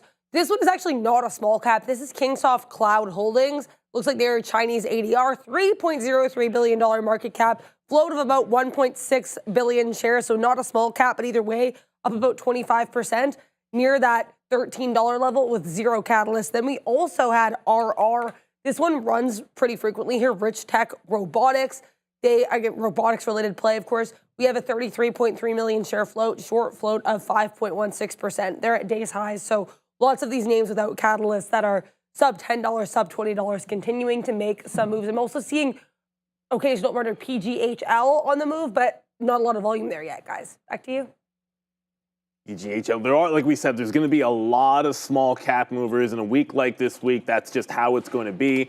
The holiday shortened, to be sure. So it looks like we were right about this Palantir. See a tight consolidation. This could be a nice little bottoming tail reversal here. So we get the fall through. Obviously, 81 was, that's the level on the note. We didn't get our fill when it broke the 81 level. It is what it is. We shorted the 80. I feel like when Palantir does this, and we've seen it before, you can be right back up to that top quickly and attempting to break back out. That said, it hasn't broken any of the prior highs. I think you got room to 82 and then maybe 83. Qubits is still doing, it's not Qubits, QBTS is actually D-Wave. Still doing about the same thing. When it breaks 11, I haven't considered if I want to add yet. For now, I'm just going to hold through that level. Man. And Intel, it looks like this join on Intel, bye-bye. It just broke out and continues to go. So super strong name here. If it can break yesterday's high, I think this one's going to be absolutely gonzo. And like I said for Palantir, if it gets back up to the levels we like before, then I don't mind reshorting it. But when you see something like that, you want to get it on the way down. I never want to be shorting it, ideally, when it's in that upward pattern. Intel in an upward pattern, but PLTR, you play your levels. If it continues to go higher, I think you wait for the 81 level, wait for the 82 level, or let it do a rounded bottom or rounded top and then come right back in and show me that weakness. For now, the market's trying to do that little bit of a rebound, so I want to be patient with it. I still believe it's a short in a general sense on Palantir down 2.5%, but I don't have to rush back in. Right, yeah, exactly there. So, yeah, good little note there on Palantir, obviously, as we continue to trade all of that. So not really too many clean moves other than what we're looking for right now. So good job there. N-I-N-E-A-L. N-I-E-L. No, N-E-A-L. It's the wrong way there, the N-E-I-L. What was Neil Kashkari? Was with a K? Was that what it was? He spells it with a K. No. Okay, what is it, Nadira?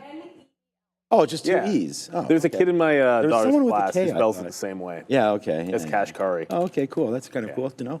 All right, so just real quickly here, Rigetti is now $3 now in the money off that call out. And by the way, right now, AMD is an absolute cash register, just the printing that is going on. We did wind up getting this fixed here today. And look, we bring it back and we wind up having one of our best days of the month right here today, going 3 for 3 and all bangers of stock right now. We're sitting in the money right now, $5.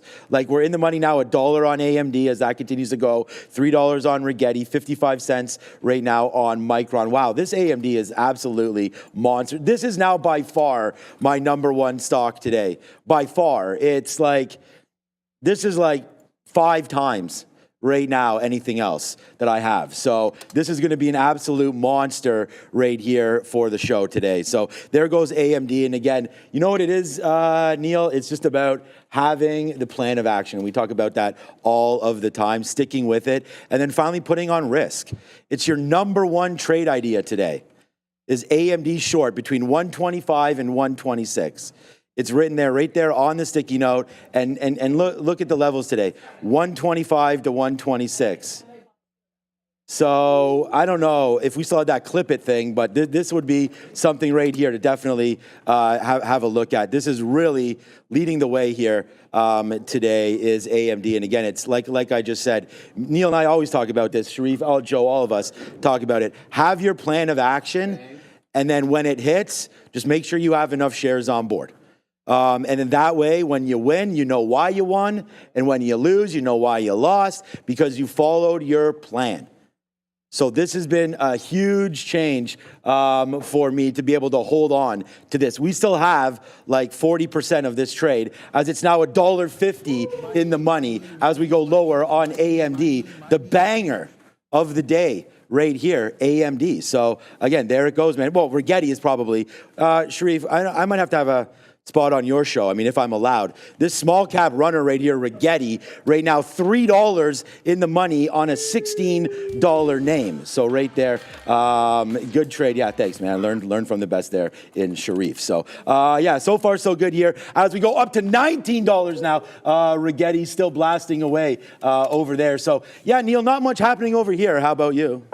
Same old, man. I love that trade. The quantum names are the jam today. There is no strength in the market. By the way, look, Palantir did turn, and we were able to get back into that 80 level. But here comes QBTS as well. So obviously, you didn't get the dip and rip.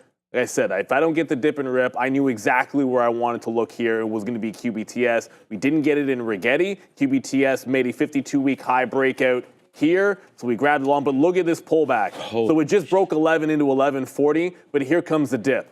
So this is the first available dip since the breakout. Forget about VWAP for a second. This is where I'm looking. I'm looking right here. Double top, 1070, pre-market level. I always want prior highs to give me some guidance as to where to get back in. All right, Palantir is at that 80 level. So that's where we're looking for the continuation. And just thinking about always, what's your next opportunity? What is your next trade? So I don't want to give up on Palantir, but I want to respect VWAP in here. So it does a curl, finally shows me a top at 1025 or so. Able to get some shares in above 80 even.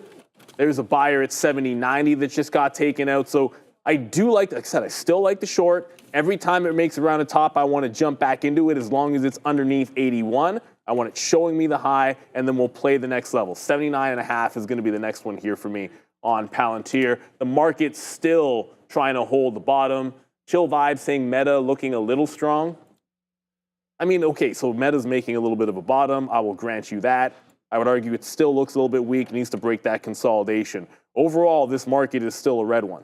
I still feel like if you were looking shorts, I don't see a reason to give up on anything that was part of your original plan of action. At the end of the day, outside of the quantum names, like you're bleeding, Tesla just broke and it continues to go lower. This is the only one on the planned action today that we didn't grab was going to be Tesla. So far, quantum looking good, Palantir short still looking absolutely fantastic, and that's all you got to work out for. So there are a couple of other quantum names we haven't looked at. That QMCO was another one.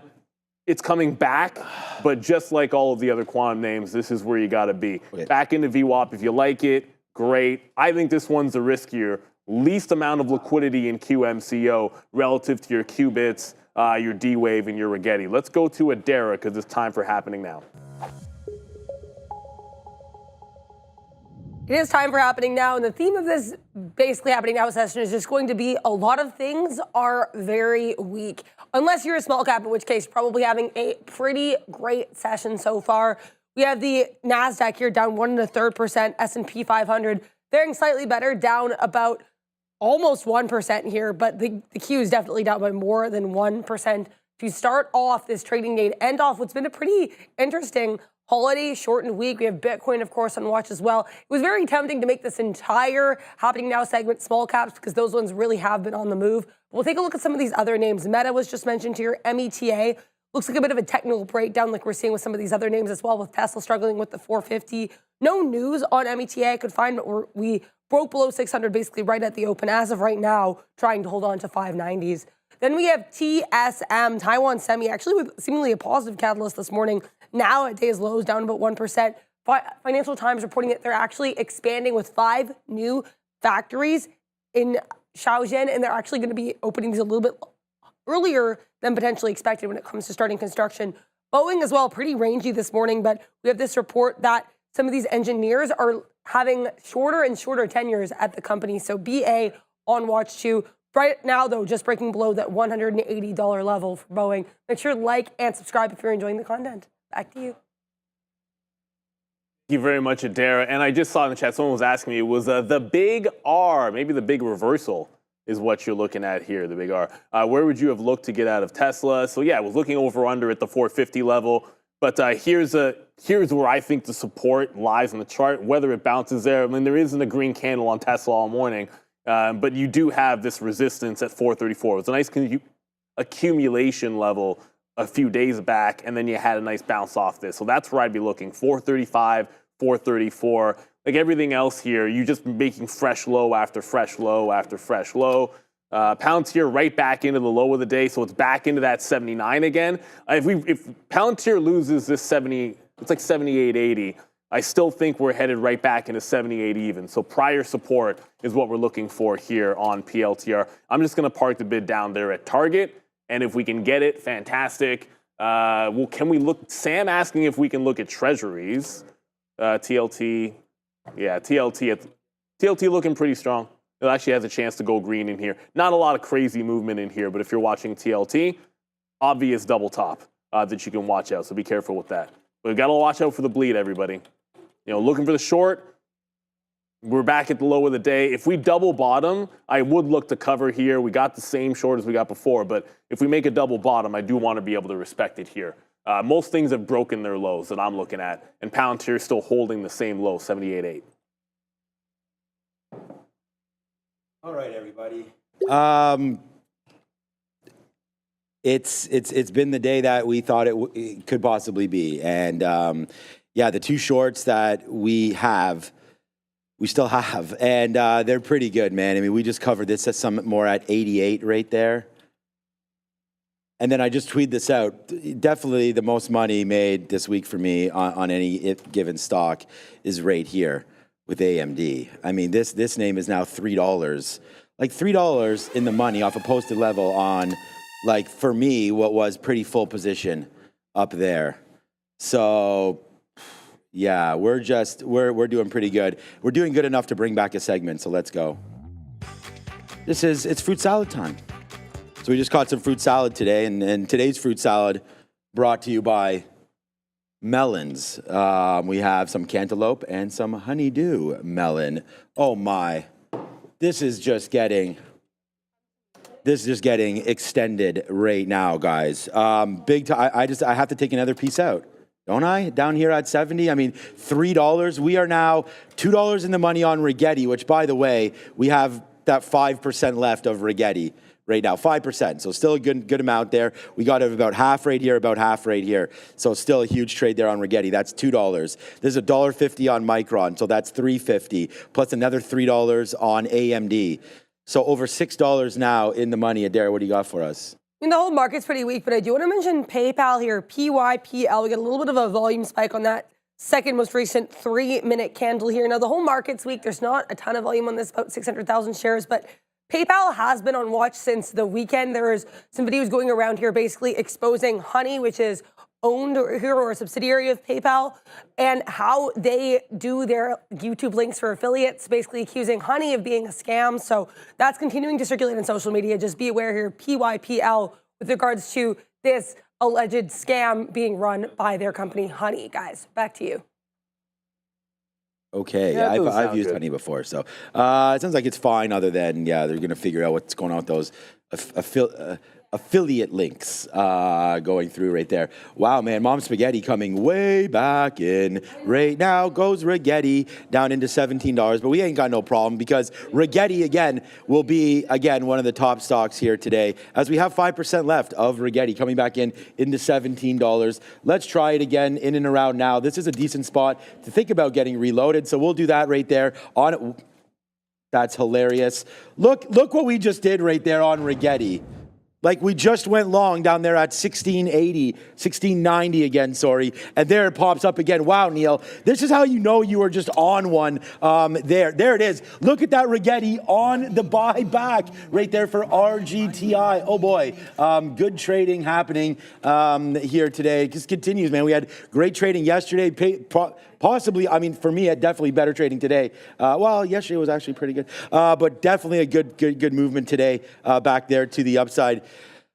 Oh boy, man, I pretty much never, I mean, I like taking days off, but, you know, the fact that to come in here and be able to open up these doors and, you know, share with you some of these trade plans and the ideas and just how they've been working out has been quite the experience. We want to thank everybody for watching us this year, and hopefully you'll be able to like, subscribe, enjoy. Wow, this is going to go back higher here, and join us again in the new year, of course. So just keep doing that, man. I promise you, man. The winners will keep coming. We're just going to keep following the rules that we do here. We're going to keep posting them up for you. Our trade plan, our exact trade plans, posted up for you every single day for free. We give it. Neil put something out as well. We have it right here listed. All of these plays. You can go back. Just please, somebody go back and check these. There, I'd love to have someone else do the work, and we could post the success rates of some of our notes. But right there, good job so far here today. And you don't get all the trades that you always want, but today we got them exactly as we wanted. We got Rigetti dipping into $16 there as posted. We got Rigetti just now dipping into the 200 period as posted. And then the biggest trade by far of the month for the show is going to be this AMD trade.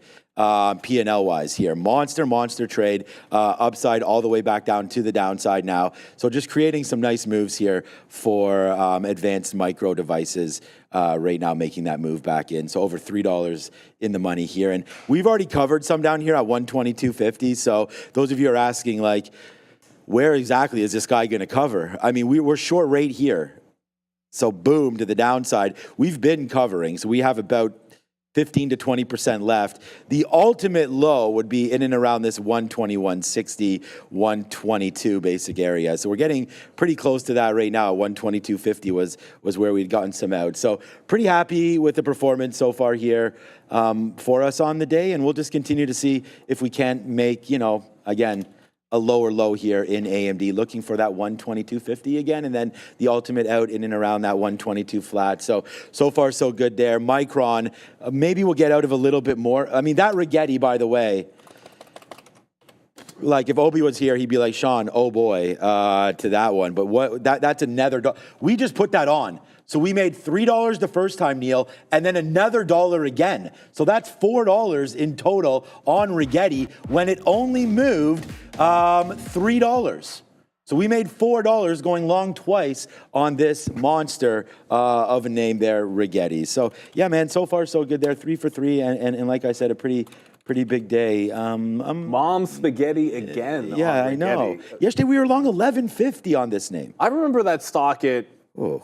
Yeah. It was like an $8, whatever. We'll get to that. We'll get to like a higher time frame chart when things calm down a little bit here. But I am out. I just got out. You'll see I'm no longer in Palantir. It broke back above the prior high. So we wanted 78 as a target, but the second it got down there and we're at 78.5, I'm looking at prior high. Like if I was looking for a long on the stock, if I was flat and I was looking for a mean reversion long, it would be the break of that trend off the high. So we did jump out. I'm looking for. Maybe not going to sit at VWAP, but if we get to VWAP, forget about 80 for a quick little second because that's just an even number. That's what I want.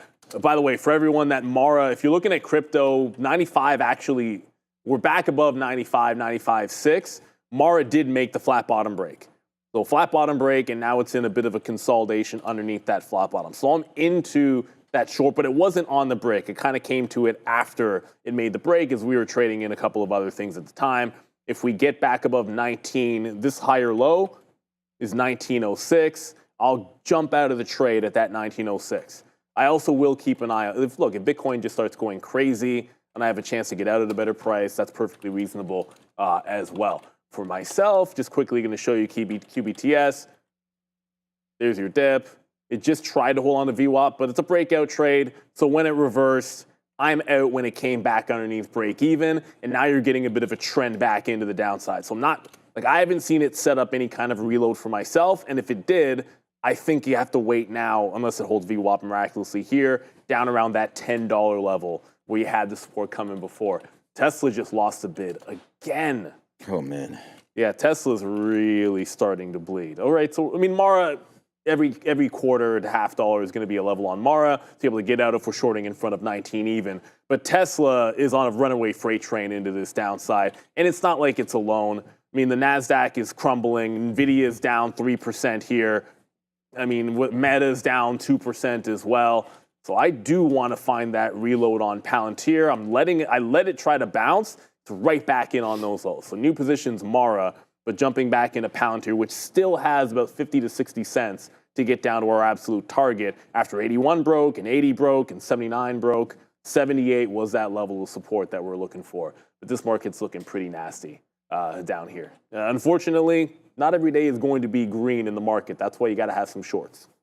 Mm-hmm. Yeah, exactly. And that's why we're saying, we didn't really have any fruit salad because we got really excited about Rigetti. Right there. Okay, so AMD is now at the lows. So as Neil said, stick to your plan and trade the plan. And Rigetti was part of the plan down here at 16, not really where we are right now. So if we lose 17 again, so if we go down to 1680s, we're going to punch out of this last trade and lose 16 cents on a small piece left here. Hands off. It looks like it is heading, it looks like it is heading to the downside right there.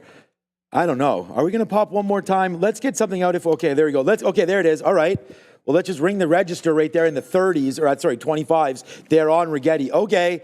All right. Wow. Okay. So there's a nice little pop back up. Now we have even less now. Less than 10% left on Rigetti there. I mean, we were just kind of, the real money was sort of made early on that play. I'm never certain of catching falling knives, as you guys know. We just talked about where our stop was, 16.80, so that was 16 cents. It just pops up there in the money, and we take 30 cents. So right now, this is straight house money. I mean, all the trades are house money. We didn't get stopped out of anything here today. We actually just went down a little bit more on AMD, so we'll see if we can get a bid. I was actually waiting for, there we go, we get an 85, so that's it. I don't have any more bids down here. I think we could probably put one, let's just put another one, actually, now that I see this, at 50s. We'll see if we get that level. That's just sort of where the bottom's been there on AMD. Micron still falling down. Okay, we did look at Boeing earlier on today. Let's have a quick look at that. That's hitting some scanners right now. BA, what is it? What is it touching it down here? Their VWAP, I guess, maybe? Okay, it's a little bit of a late one. Yeah, 10-11. Okay, so yeah. So we did get that indication up here when we did bump into VWAP. And again, we just have an alert scanner here from eSignal. We talk about how we've used, wow, this AMD trade, though, is going to be something else, of course. But right now, so far, so good here on the day as we just continue to trade our plan. But Boeing, good little short possibly there. It's only down 0.7. So I'm going to change that around, looking for the longs maybe in Boeing. But we still are underneath VWAP. We are underneath the 200 period moving average.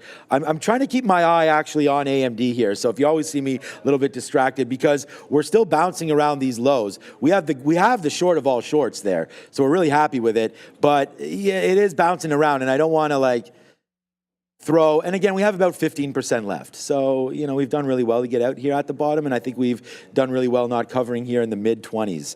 So 23, so that's 124 all the way down to 123. We don't have any covers in here. Our best cover is 80, and then it just tanks down, and then we get O's.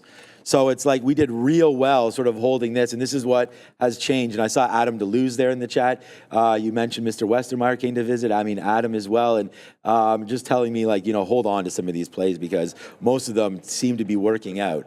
And especially in these kind of markets.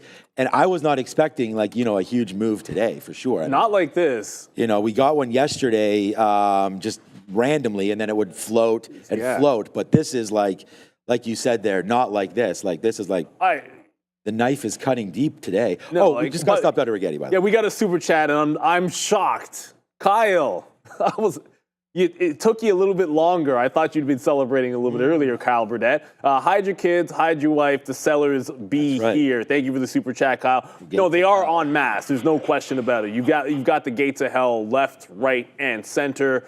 I'm looking over Meta's trying to find a bottom, but Tesla.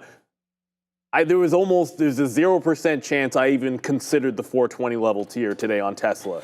But I just want to remind everybody, if you have not looked at this chart, there's been buyers on Tesla at 420. And if you've been looking for a place every time this has dropped big to go long, it's been wait for 420 because it's been getting to 420 on every single red day. It's at least getting relatively close. So if we lose 430, that bottom there was around the 25. Maybe you wait for that 420 level. Just be patient. In a weak market, if you're looking to go long, either find a stock that's relatively strong or wait for it to get to the right level. You don't need to try to catch that falling knife just about anywhere. So thank you, Kyle. I know you're obviously celebrating. We haven't talked about Apple today. Apple, again, was on its way to $4 trillion, and it's right back to 255. This is a big level for Apple here at 255. So this is one which is already at a pretty key level. Oh, you Palantir, you dirty dog. Palantir is at that 78. I don't think this is necessarily a look for the bounce until about 77.4 on Palantir. And then we just went over to Mara, and this is losing the bid.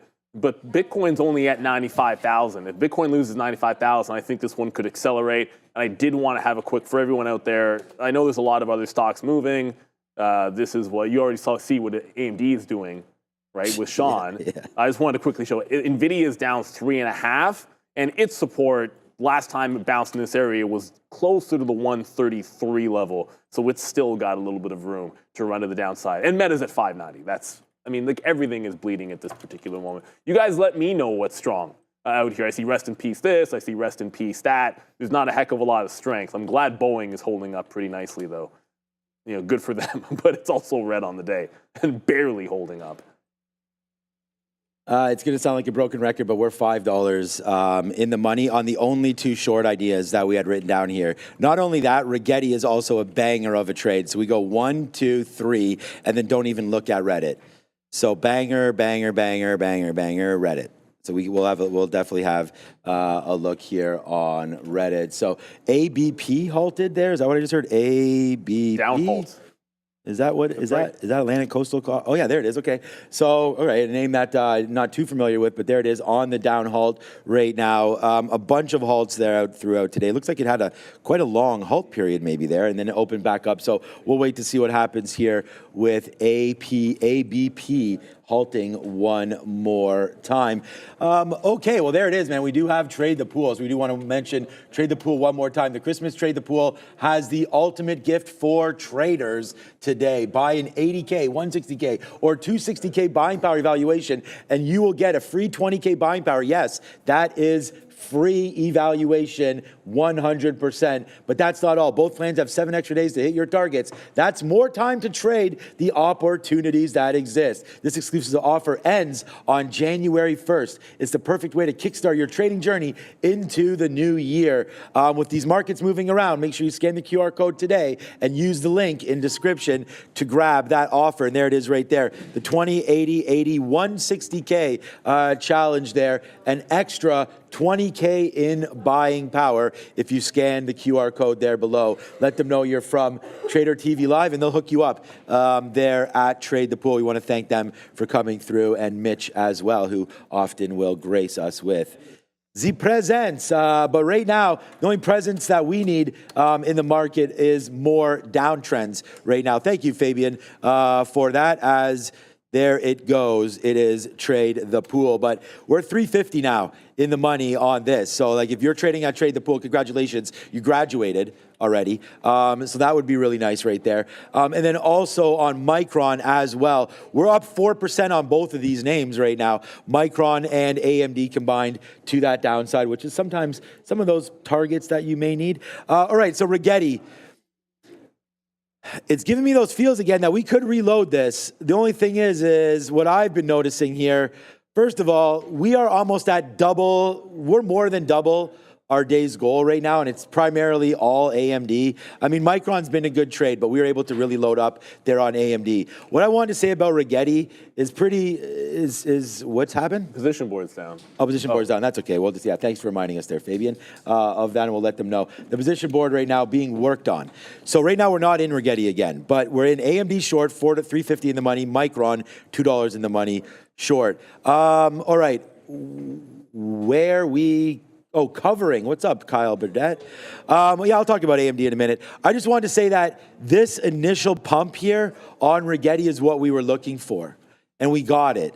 So we banked on this, and then we banked again on that reload. I am not, not Tim Duncan. I'm not just going to keep going back to that bank. But at the end of the day, looks like, you know, if the traders are going to lose out on this, it's not holding that day's low. So for me, it's an easy exit stage left on this trade and not get back in. It could go back up here for sure. I'd almost rather play the convincing area here of maybe that top of 1650 to see if we break through right there, just to confirm. It looks like we're going back up there, but just to try to confirm that one. Wow, ARKQ, the quantum right now. I actually ARQQ, yeah. ARQQ. Oh boy. Yeah, there it is. This is not. Okay, so this is the quantum ETF right now halted on downside. So this is not Kathy Woods. This is ARQQ. So, all right, it is now 10:21, and hey, we're talking about a lot of small caps today. So let's go get a much better update from those with Adara. I thought we didn't have this.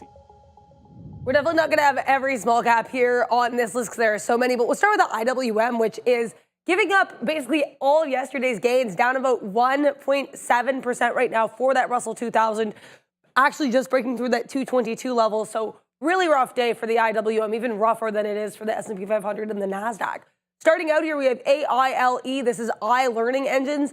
On Monday, they announced they're voluntarily filing here for Chapter 11 bankruptcy. No new catalyst today, but we're up about 400%. Actually holding on very nicely as well, with about a 10.5% short float. This one is a penny stock as well. Then we have GALT. No catalyst you can find in this one, but we do have a 13.5% short float for this company, up about 40%. Last but not least, GTI. This one's actually pretty interesting. This catalyst from yesterday, one of Malaysia's deputy ministers apparently visiting the company's green graphite facility. So keep an eye on GraphJet, JTI. Guys, back to you. GTI. Thank you very much, Adara. So that ARQQ, the tap is now 38 on it. So it's indicating it's going to open still to that downside. Obviously, like I'd say, be careful with these. I think that goes without saying. Yeah, all of them seem to be bleeding down here. Like that QBTS, I thought, oh, well, maybe it'll bounce off the prior low. Like this was a breakout play too, but it doesn't bounce off the prior low. It's actually consolidating underneath the prior low. So I think you got to be, like I said, very, very careful. Mara just made a bit of a reversion. So bit of a trend reversion here on Mara. We had the short at 1888. It just curled here off of 18.5. So if it's going to make a bottom here, there's your trend reversion. I'm not going to go long or anything like that, but it's enough to get out of the short.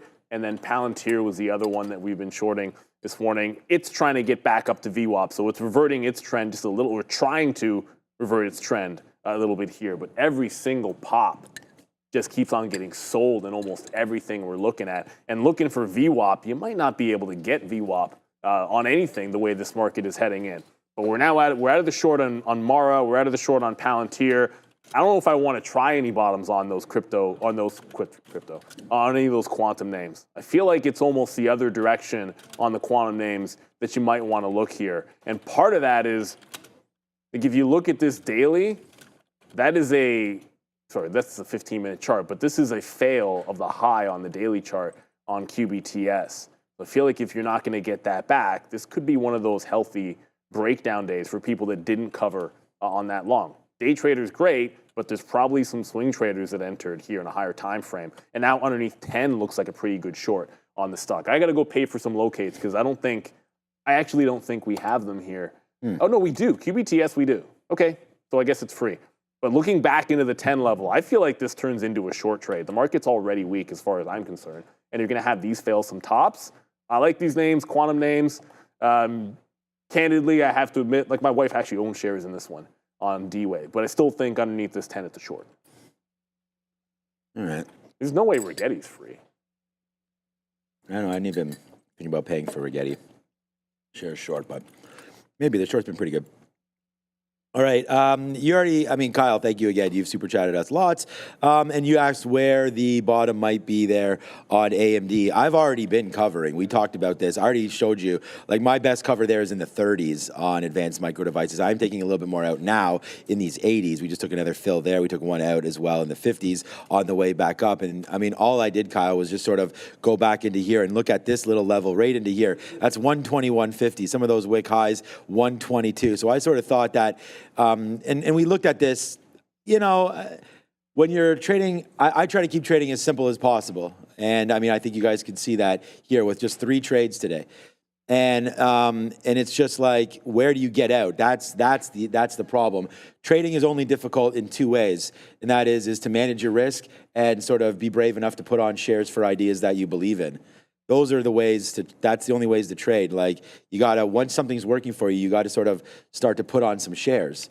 So to me, it's like when our trade started hitting there, we loaded those shares up and then it just fell in, and we were actually pretty lucky enough that it just kept on going through 123, and then we had found this area right here, support and resistance right there. Yeah, this stock is doing something for sure, so thanks for waking it up again. If it can get back into the bottom, that'd be even better. But then you just sort of say, okay, if you're gonna put on real shares, you don't, I mean, look, if it tanks all the way down there, that's great. I mean, Obi has a great ability to hold everything for sure.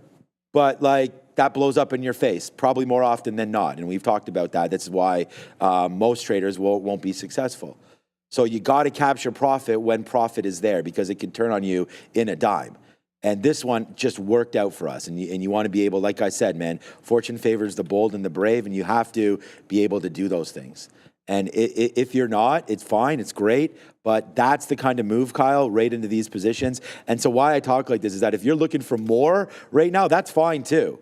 But at some point, I feel like it's worth a cover. And right now, you're bouncing around just a little bit. And that's AMD. And we remember when AMD was green or like close to green up here? And I was like, this makes no sense. If the market continues this downside push, let's just see if this gives it to us. And it just happened to give it to us.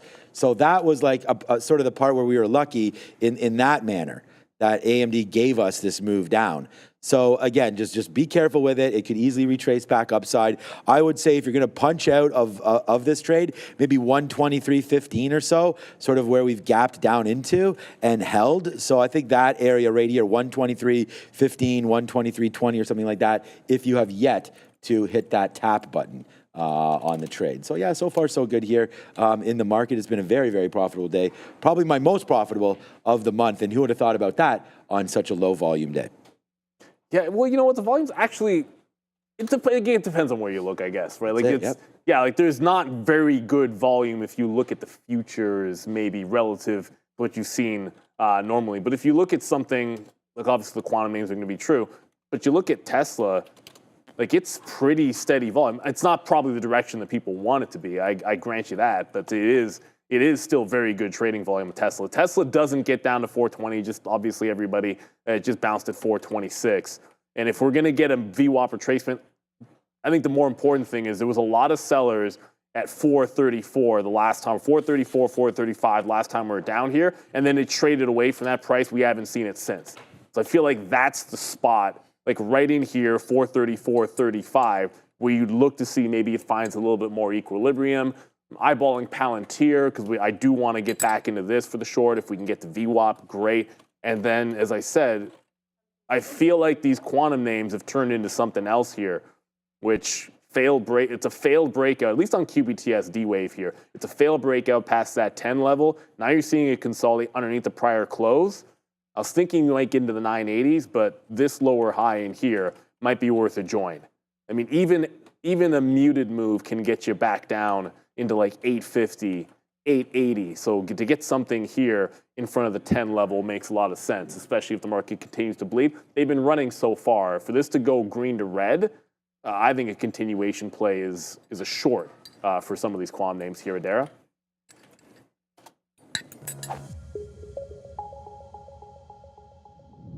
Bitcoin on watch here, as always, right now below that 95,000 level, trying to hold on to where we closed back on Monday, around that mid-94s.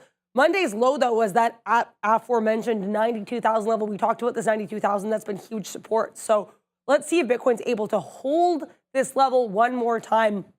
As you can see here in the daily chart, we have quite a few bounces off this level. What's also interesting, too, is this theme going on in the Bitcoin space right now. We had multiple ETF filings show as of yesterday. People are looking for Bitcoin bond ETFs, even one apparently being filed by Strive Asset Management. It's actually called the Bitcoin bond ETF. They're looking to get exposure to MicroStrategy's convertible securities. We talked about MicroStrategy's plans there, their 21-21 strategy. We also had Bitwise filing on Thursday for this ETF that includes only corporations with treasuries of at least 1,000 Bitcoins. So unique ETF strategies being found here in these filings. Really interesting stuff here as Bitcoin adoption continues to expand. Let's take a look here at some of these other names. Ethereum down about 1% right now, still holding on to that 3,300 level. That's been pretty good support for it in the past. XRP down about 1%, Solana down about 1%, Dogecoin down about 1%. You've got Cardano up about 1%. So not a ton of weakness or strength. Everything a little bit more muted in the crypto space today to end what's been a pretty wild week for crypto. BTC still struggling with that 1,000 this week, guys. Back to you. Thank you, Adara. Yeah, no question about that. I mean, crypto, it hasn't been good. The good news is I think you found the bottom. Well, okay, fine. You're at support levels and you're trying to bounce here on Bitcoin. So that's the good news. Oh, no.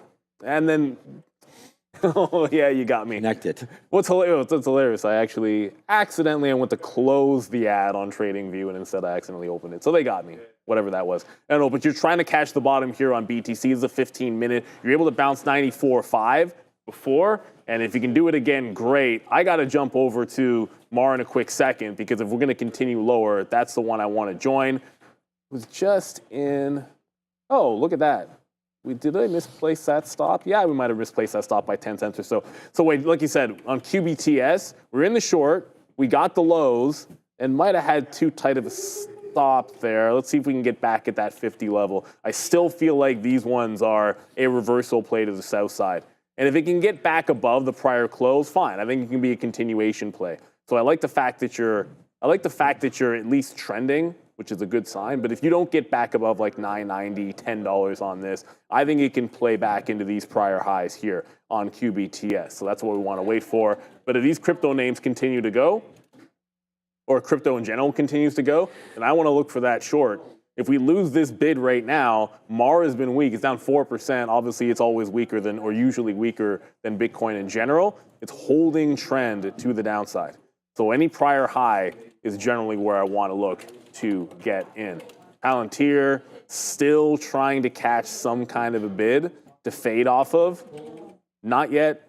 I think you just still got to preach a little bit of patience with this. This is one that worked for us. We took it. I did get a stop out on Palantir, but then you let it settle down and then get it back in on red, right? So I'd rather be short, always try to be shorting it when it shows you the level, and then you can get in, and then you got a nice little tight stop. There you're risking like 15, 20 cents, instead of trying to guess where it's gonna go. Like if it goes to 81, great. But if it doesn't get to your price, you gotta take the next available opportunity in whatever the trend might be. So Palantir, Mara, and this QBTS, the names that I'm looking at here, for some continuation to said downside, because the market's still weak, man, and heading to those and holding these lows. Yeah, that's for sure. We just actually got there, and again, just to talk about the only trade that we have on right now. Well, I mean, they're both short chip names, but we just got another fill there at 69. We talked about getting that fill down there, so now we are virtually out. We have like 5 to 7%. I don't know. I have to do the math of what we have left. I think we had very many shares up there. Looking down at what we've done there today, it always keeps showing me Boeing moving around here more, but it's not really doing anything. The market isn't doing anything right now. It's going to the downside, so we have to look for some shorts, but nothing is really battling back. I mean, just have a quick look here at Apple, what it's trying to do right now. And thanks to Dara for going over that crypto. We talked about crypto being a short until it's not. It seems like that's going to be the case one more time here today. And again, what I mean by that is very, very simple. I've tried to, like I said, I'm about as simple man as it gets. Like, we're not doing anything until this breaks above here. So we talked about that, and now it's a downside move. So if you've been taking that short, as we talked about it earlier today, it actually gave you a great little reload there in and around 97, only to get you back into 94. This is where we've most recently bought crypto. So yeah, no more buying at these levels right now, and we did not get anything out. I still really do, have a strong belief that crypto will be fine. So I do want to buy more dips in that space, obviously, as we continue to go. Let's just have a quick little look now at some of the sectors that have been blasting off here today. Let's get a quick little refresh and have a quick look. This is something that Joe does, and so I'm stealing this from Joe. But just here, consumer discretionary right now. Just look at the market right here. Pretty nasty to the downside. We can short it right now with information technology, services, industrials, financials. So they're all getting crushed, but right now it is the information technology. You can click on this and try to figure out who's in this with the components. But right now, leading to the downside, obviously, with Apple, NVIDIA. Wow, NVIDIA down 3%, Palantir down 5%. Wow, okay, Palantir, I see you, Alex. CrowdStrike, SMCI we forgot about, down 4 points there today as well. Broadcom, I mean, we talked about broadening out your chip portfolio there. That would be a name to look up on. But yeah, it's really proud to have some of these names written down today and to be the biggest trades of the day. So again, just a little quick look there and a shout out to Joe, because this is something that he does much better than I. So it is the sector recap there. Just have a quick little look at some of the ones that have been leading the way back and forth. And look at this Apple, just straight to the downside. It looks like the market. So as the big ones fall, so do the rest. And if you want to broaden your horizons for names like Broadcom that you might not be looking at on a day like today, or SMCI, which Sean was just mentioning, you want to have some kind of a platform, which is, what's it going to do? You need something that's going to give you reliable data so that you can find what's moving. You want something that's going to have every single indicator out there available for you so that you can find what is going to work in terms of executing trading strategies. You want to find a platform which allows you to take those ideas and backtest them so that you can be confident putting real money into your trading, back test, forward test, and then on top of that, when you're executing, you might want something which allows you a bit of a tick replay so that you can go and look at that key moment in the market, or those key moments when you're executing. What was the stock doing? Did I execute efficiently around my price area? Sometimes you want that replay. eSignal has all of that so that you're able to analyze, strategize, and capitalize. We talk about trading smarter and not harder oftentimes, and you want to have a platform that allows you to do that in spades. The thing about eSignal, it's everything you need in the same place. And if you want, you know what? If you want fundamentals on a company, heck, you got that available to you. If you're a day trader, maybe you don't care about that, but you can do research on a fundamental level. You want to look at some PEs and historical PEs, do that as well. Everything you need with eSignal, like we said, in one spot. Scan that QR code you see in front of you, click the link in the description, and take your trading to a whole nother level with eSignal. Shout out to them. And just very quickly here, I'll go to this QBTS in a quick little second because I wanted to show something on the NASDAQ. See that? That's the one green candle today on the NASDAQ. And it's a bearish green candle because there's your topping tail, consolidation, and flush. Now, we are bouncing off 21.5 on the NASDAQ here, so there is theoretically some support coming in where it did before, but that's a chasm underneath 21.5. on the NASDAQ as far as I'm concerned. So not a very good look for the futures here, running into some trouble. QBTS came in with the quantum stocks looking like a long, and then, like we said, false breakout underneath the prior high, consolidation underneath the prior high, 52 down into this 9 level. Unlet this ride into that target at 860 that we mentioned. So again, just a simple trading idea. If it had held this level, I think it would have been a long, but it did not. It does not bounce here. It goes under, so short the consolidation. We gave this one to 60, so about 10 cents worth of risk. And now let's go to Adara because it's time for Sector Watch. Sector Watch. Those of you who were listening to Sean's Sector Watch earlier, it is very clear everything is still red. So thank you to Sean for that. Very, very red market here, as he just mentioned. Electronic technology, super red, especially Broadcom and NVIDIA. And then technology services, as mentioned there, the communication sector, even worse. Netflix sharply to the downside. All of the 3 of the Mag 7s in this name down by at least 1.5%. And it's hard to find any bright spots in that space. Retail trade pretty weak here as well, though some of these names are relatively strong yesterday. Consumer durables weak, finance weak, producer manufacturing. Consumer services, though Starbucks has actually been a bit of a bright spot despite it being weak recently. Then energy minerals. This is actually one of the few sharply green sectors. We know there's been some things going on in the Middle East here, so oil to the upside. Keep an eye on some of these energy names. Other than that, things are either flat or red to end this week. Back to you. All right, thanks, Adara, for all of that. Yeah, I was just, again, looking at that technology. I mean, the NASDAQ down 2.12%. I mean, pretty nasty on the day. I'm going to take out another piece here. I'm actually bidding 98s. Again, like 98 was on the bid. I just bid it for 10% of what we have left. We'll see if it gets filled again. These are just small amounts of shares to deal with at this point because we are basically out. And by basically, I mean like pretty much out of everything right now on all of these names. And I think we've done a pretty good job of explaining that to you. And I mean, Kyle, I'm going to get out another piece right now, actually. I just bid 21s again. Why not just punch out? I'm costing myself all these gross opportunities here every single time. But there's the move back up. And I just saw someone say maybe there's a chance that some of these names can rebound here off of some of these levels. And I would say, yes, sir, that is a good chance because we just had the double wick bottoms here at 21,525. So, sometimes you do have to pull out the broader market and have a look, right? So this is the NASDAQ. Everything I trade is primarily going to be NASDAQ-related stocks, unless we have bangers on quantum like we did there today, or some of the other movers that can be sort of hovering around. But right there, nice little bouncing spot. So, if you were looking at the TQs or the NASDAQ or have caught some of these bottoms, you may be up for a nice little run. I would say 21,700 there. It's another 120 handles or something to the upside, something to look at if the NASDAQ wants to continue to climb a little bit higher. And where to get out is where you got in, I would say 21,500.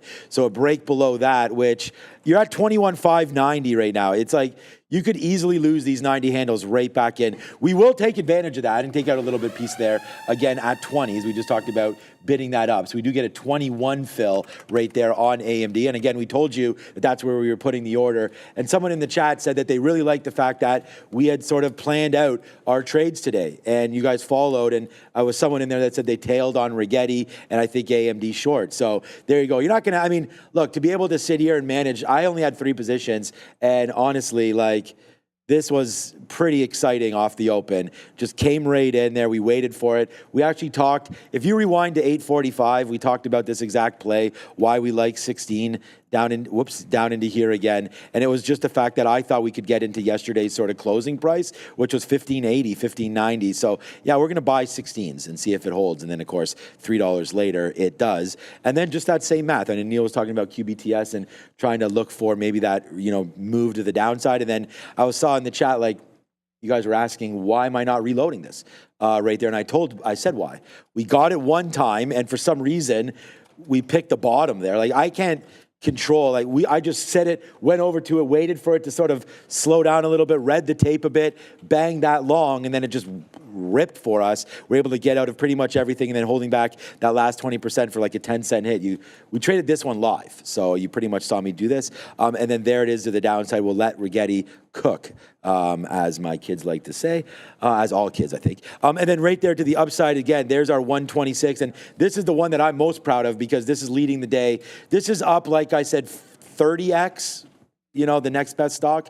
AMD right here now. No, that's not going to be true because Micron was good too. But AMD right there, just believing in the 126 level. And we talked about, again, a weak name that we wanted to see if we got an opportunity. And I actually wrote it down here. This one has an opportunity to get to the upside. So it does go there. And look, if we had got stopped out, our stop was 126.25. We talked about that. So right there, our stop on this trade is about 40 cents of a hit. To make $3. Obviously, we can't expect this to happen, but that was well worth the risk. And I think that that's what it is about, right? Risk versus reward. And for right there, it actually panned off.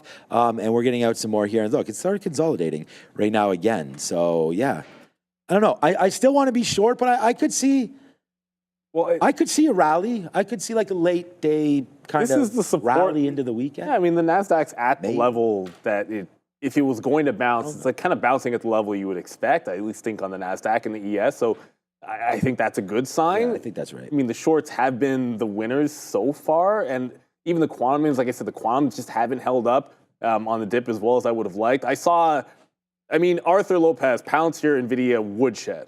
So the only, like, yeah, I get it. The shorts have won today. But this doesn't do Palantir justice because our chart is going to show you, from the time it got into the NASDAQ.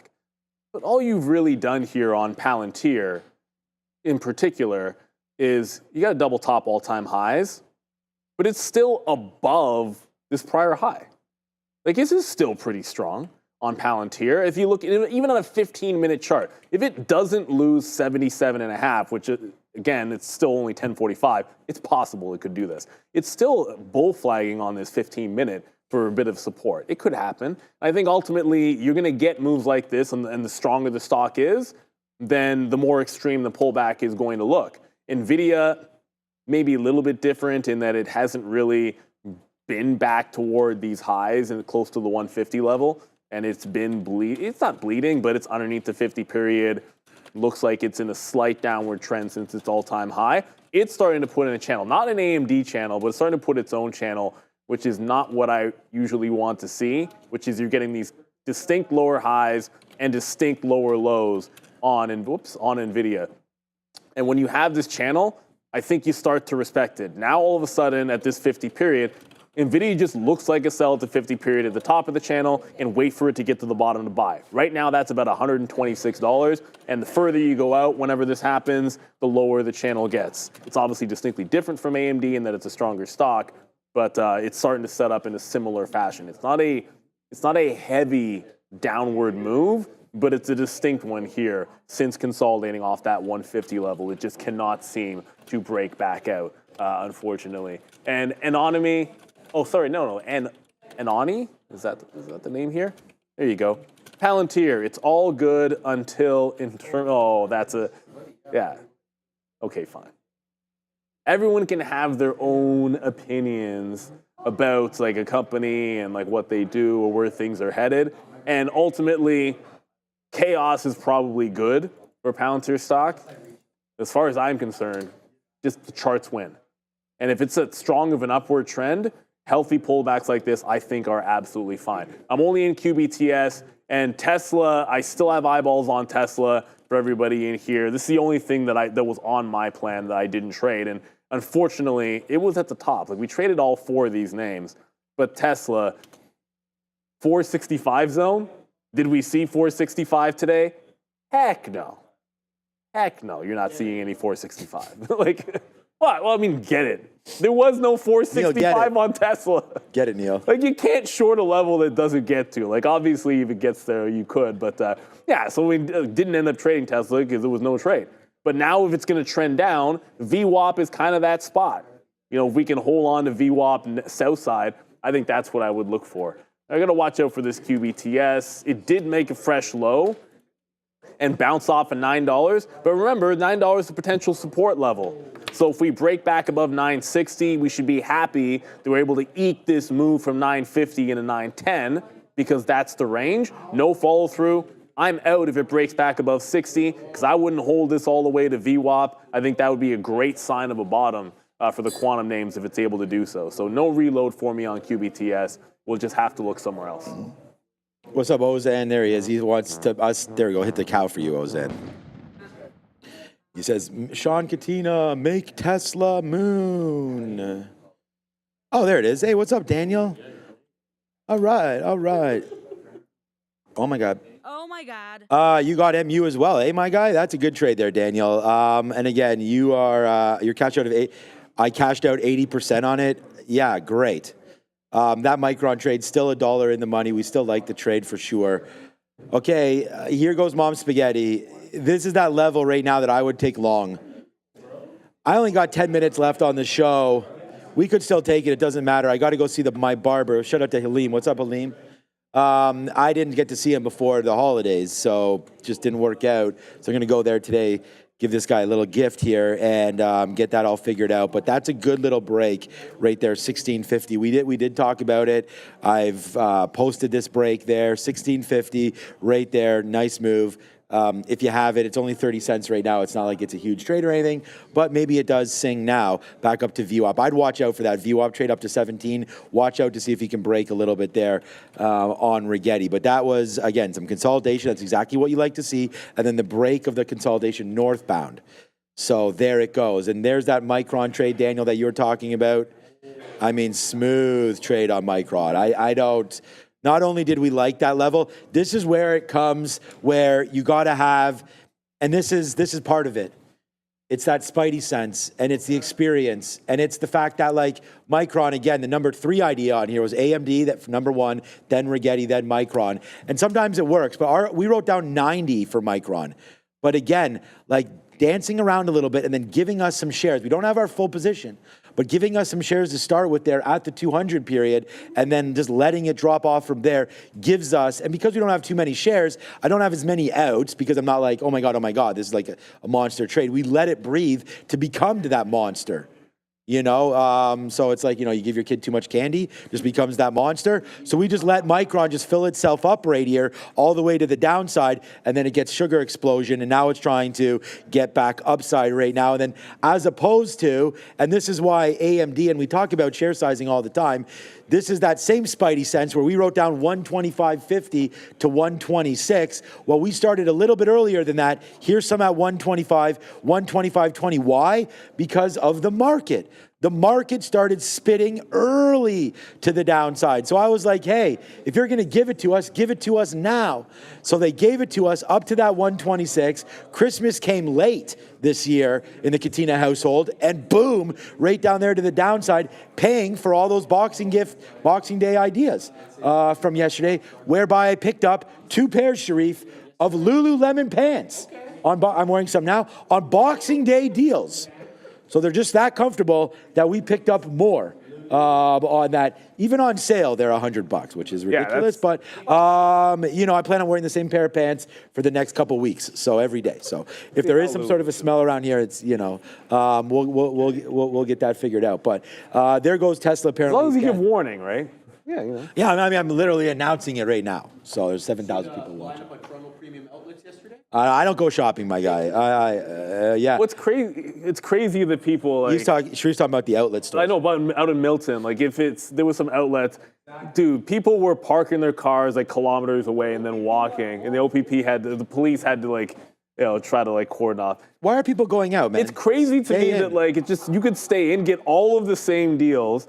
Okay, fine, you got to wait for it to get delivered to you. I understand, like in the deliveries, it's not like Amazon, you're not going to get it right away, but I'm not trying to half an hour it takes you to find parking and all that nonsense. Like, nah, man, it ain't going to be me. You're not going to get me on that nonsense. But hey, I love Boxing Day deals as much as the next guy. I just feel like here in Canada, they're starting to wise up. The deals come earlier. The same way like you get like Black Friday. Like Black Friday makes sense because you can then do Christmas shopping early to get those deals.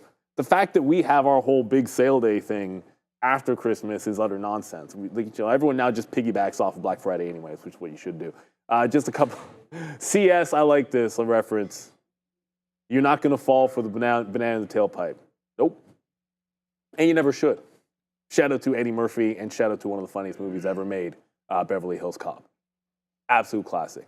Last trade that I've been in, and we're going to get out. Try to keep it simple. There's QBTS. There was the bottoming pattern. We got to 50 short. It did give mostly 30s and then to 10 level. But when it breaks that consolidation, I'm going to jump out of it. So try to keep the trade as simple as possible, right? Instead of it breaks 60, then we get out of the trade. If it gets to VWAP, I think that's a bullish move. Like you're back above that, excuse me, prior high. And on the daily, that's a key level, like that 990. If it fails back underneath here, I think you rejoin the short. The reason I like the short there is because it was an all-time high fail break. The all-time high fail break reversal, I want to look for any short underneath that prior high, and if it regains a prior high, then you can jump back into those longs. So keep the structure relatively simple on those. Tesla is at VWAP and looking pretty, I mean, Tesla looks pretty strong going into VWAP. That's a pretty nice little trend there. Needs to revert the trend. Otherwise, I don't think I want to jump into it. It's Palantir that I actually have my eyeballs on a little bit closely here at VWAP. Only about 5 minutes to go, then we send you guys over to Joe and Sharif. But Palantir is a continuation that I'm looking at right now. That one's at VWAP and pulling back. Yeah, there's, I guess, some of that madness. That's actually not that crazy. That's food court. That's in Vaughan Mills. That's not that crazy. Not that crazy. Got that Vaughan Mills vibe. That didn't look too bad. Okay, there goes Rigetti. So congratulations, anybody that sort of tailed that trade right there. Neil just talked about that QBTS there taking out that top, and then here goes Rigetti again. Like I said, this is why I didn't go over pay for shorts or anything like that. For me, it was like trying to look long. We should have taken it. We didn't. That was silly. We should be long at 1650. We actually identified that level right there, and what you're trying to look for. And look, we're a little punch drunk right now on the trading so far today. So I just didn't really want to put anything back at risk there on this. And we could have just traded it for a small amount of shares, I guess, and taken it to the upside there. But for me, it's kind of like when you watch Shark Tank and they say, like, you know, I at least need 10% of your company to be interested. I can't just trade this with 10 shares or something like that. We're going to have to try to, like, you know, wait for the better opportunities. I thought that was a good one. I just didn't want to risk too much there. So too bad. That would have been a good one. But there it is. Congratulations, anybody that has that chicken dinner winner today with Rigetti coming through. All right, man, we are almost done for the day, which has, of course, been a pretty profitable one as we continue to sort of look at what names we're looking to trade moving forward now. For me, a name like SMR, I was just look at Rigetti go. That's $1 now in there off that break. Congratulations, anybody on that one. I've been looking at this. I've been looking at SMR coming through again. I think that there's a good opportunity maybe to get involved with this one down at that $20 level. So down 8% today. We didn't talk enough about this. This was a huge mover. I'm still in this name. Didn't get anything out really up at the top side. So, really bag holding SMR. we're still in the money, but definitely giving back like 40% as it's dropped right back in. For nuclear names, I really like it. I was just going to say, if you're looking for a little bit of a nuclear opportunity, then maybe the best opportunity would just be in the ETF, and therefore you're not really guessing what to do. Maybe it's going to lead you that way because they're investing for you. So URA, again, been getting hit, obviously, to the downside. I'm going to find out here for you when we come back at 2 o'clock what some of the major holdings in URA are, and that way it might be a little better to identify the opportunities there. So we'll watch out for URA and what's going on there, but I like this for a play. And then SMR, and then OKLO was the Sam Altman, I believe, play there for nuclear as well. So I got to do a little more research, obviously, as you can tell, on this one as well to find out more. But anybody that's involved in that, I mean, if Sam's involved, look how I call him Sam, right? Like we're friends or something. If he's involved, then definitely something here. So maybe a little more research on this instead of SMR. But for right now, it looks pretty good. Yeah, and with only a couple minutes to go, I see a couple of people putting some new names into the chat that we have not taken some looks at. So one of them, the Explorer, with just General Motors, which for some reason, when I type in GM, it doesn't do me that autofill. There we go. There we go. That's fine. It's obviously an easy symbol to figure out. Look, GM, what I like, here's the good thing about GM. It's back above the 50 period. It's broken the downward trend. That's fantastic. The bad news is, I mean, the sector hasn't looked good. That's the bad news. But it's a bit of a head and shoulders on GM, and I think if you can break out 55 in here, it looks pretty good. I would prefer this. The charts speak for themselves if you're looking at any of the legacy auto names, GM, Ford, Toyota. Of course, there was that recent deal, Nissan and Honda. Yes. But like mostly, they've been bleeding, and this has been the good one off the 200 period. Doesn't get to the 200 period. It holds prior high at 50. This looks like a tradable stock. It's every single day. It's been up for the last 5 or 6 days. So a pretty good look there on GM. Close above the 50 period seems almost inevitable, and you want to look for relative strength. This just went green. Red to green. And there was a question in the chat earlier about Tesla deliveries. When do you get them? You always get Tesla deliveries at the beginning of the month. Yeah. So we're not going to see Tesla's next delivery numbers until the new year. Whether or not this actually, whether it's the first or second, I'm not sure what they do with the new year, whether they actually wait till like the second to deliver them, but you won't get them till the new year. It's always the first of the month for Tesla, which is just chilling at VWAP. Ill Tech Surgeon, Mara with a question mark. I jumped out of Mara, but I still believe underneath this 19 level is where you want to look to shorts. There's that 200 period moving average. Bitcoin's under 95,000, but it's just about waiting for it, right? Like it's getting back into VWAP as we speak, but that's a pretty strong bounce into VWAP. I'm looking for that curl here. And Ozan's saying, yeah, next Thursday for Tesla delivery. So there you go. Thank you, Ozan, in the chat. But yeah, I'm still looking at Mara, getting into VWAP in here. As long as Bitcoin is weak, the miners are usually even worse. And we'll get there. Yeah, we know that. Oh, yeah. And also looking at Rigetti, I just heard Sharif, which I'm sure they'll be looking at all of the quantum names because they love those small caps. Well. Go get them, boys. It is Sharif, it is Joseph, it is the midday. We'll be back at 2 o'clock. But for now, you got options, Joe and the Profess. Or... There it is. What is up, beautiful people? Welcome to How to Trade during the midday, not the midday show. That is your boy Joey Options, and I'm Sharif. And shout out to Adam Dang Deluce, man. Always doing the absolute most in a good way. Shout out to you, Adam. Merry Christmas, obviously, and a happy early New Year. If I don't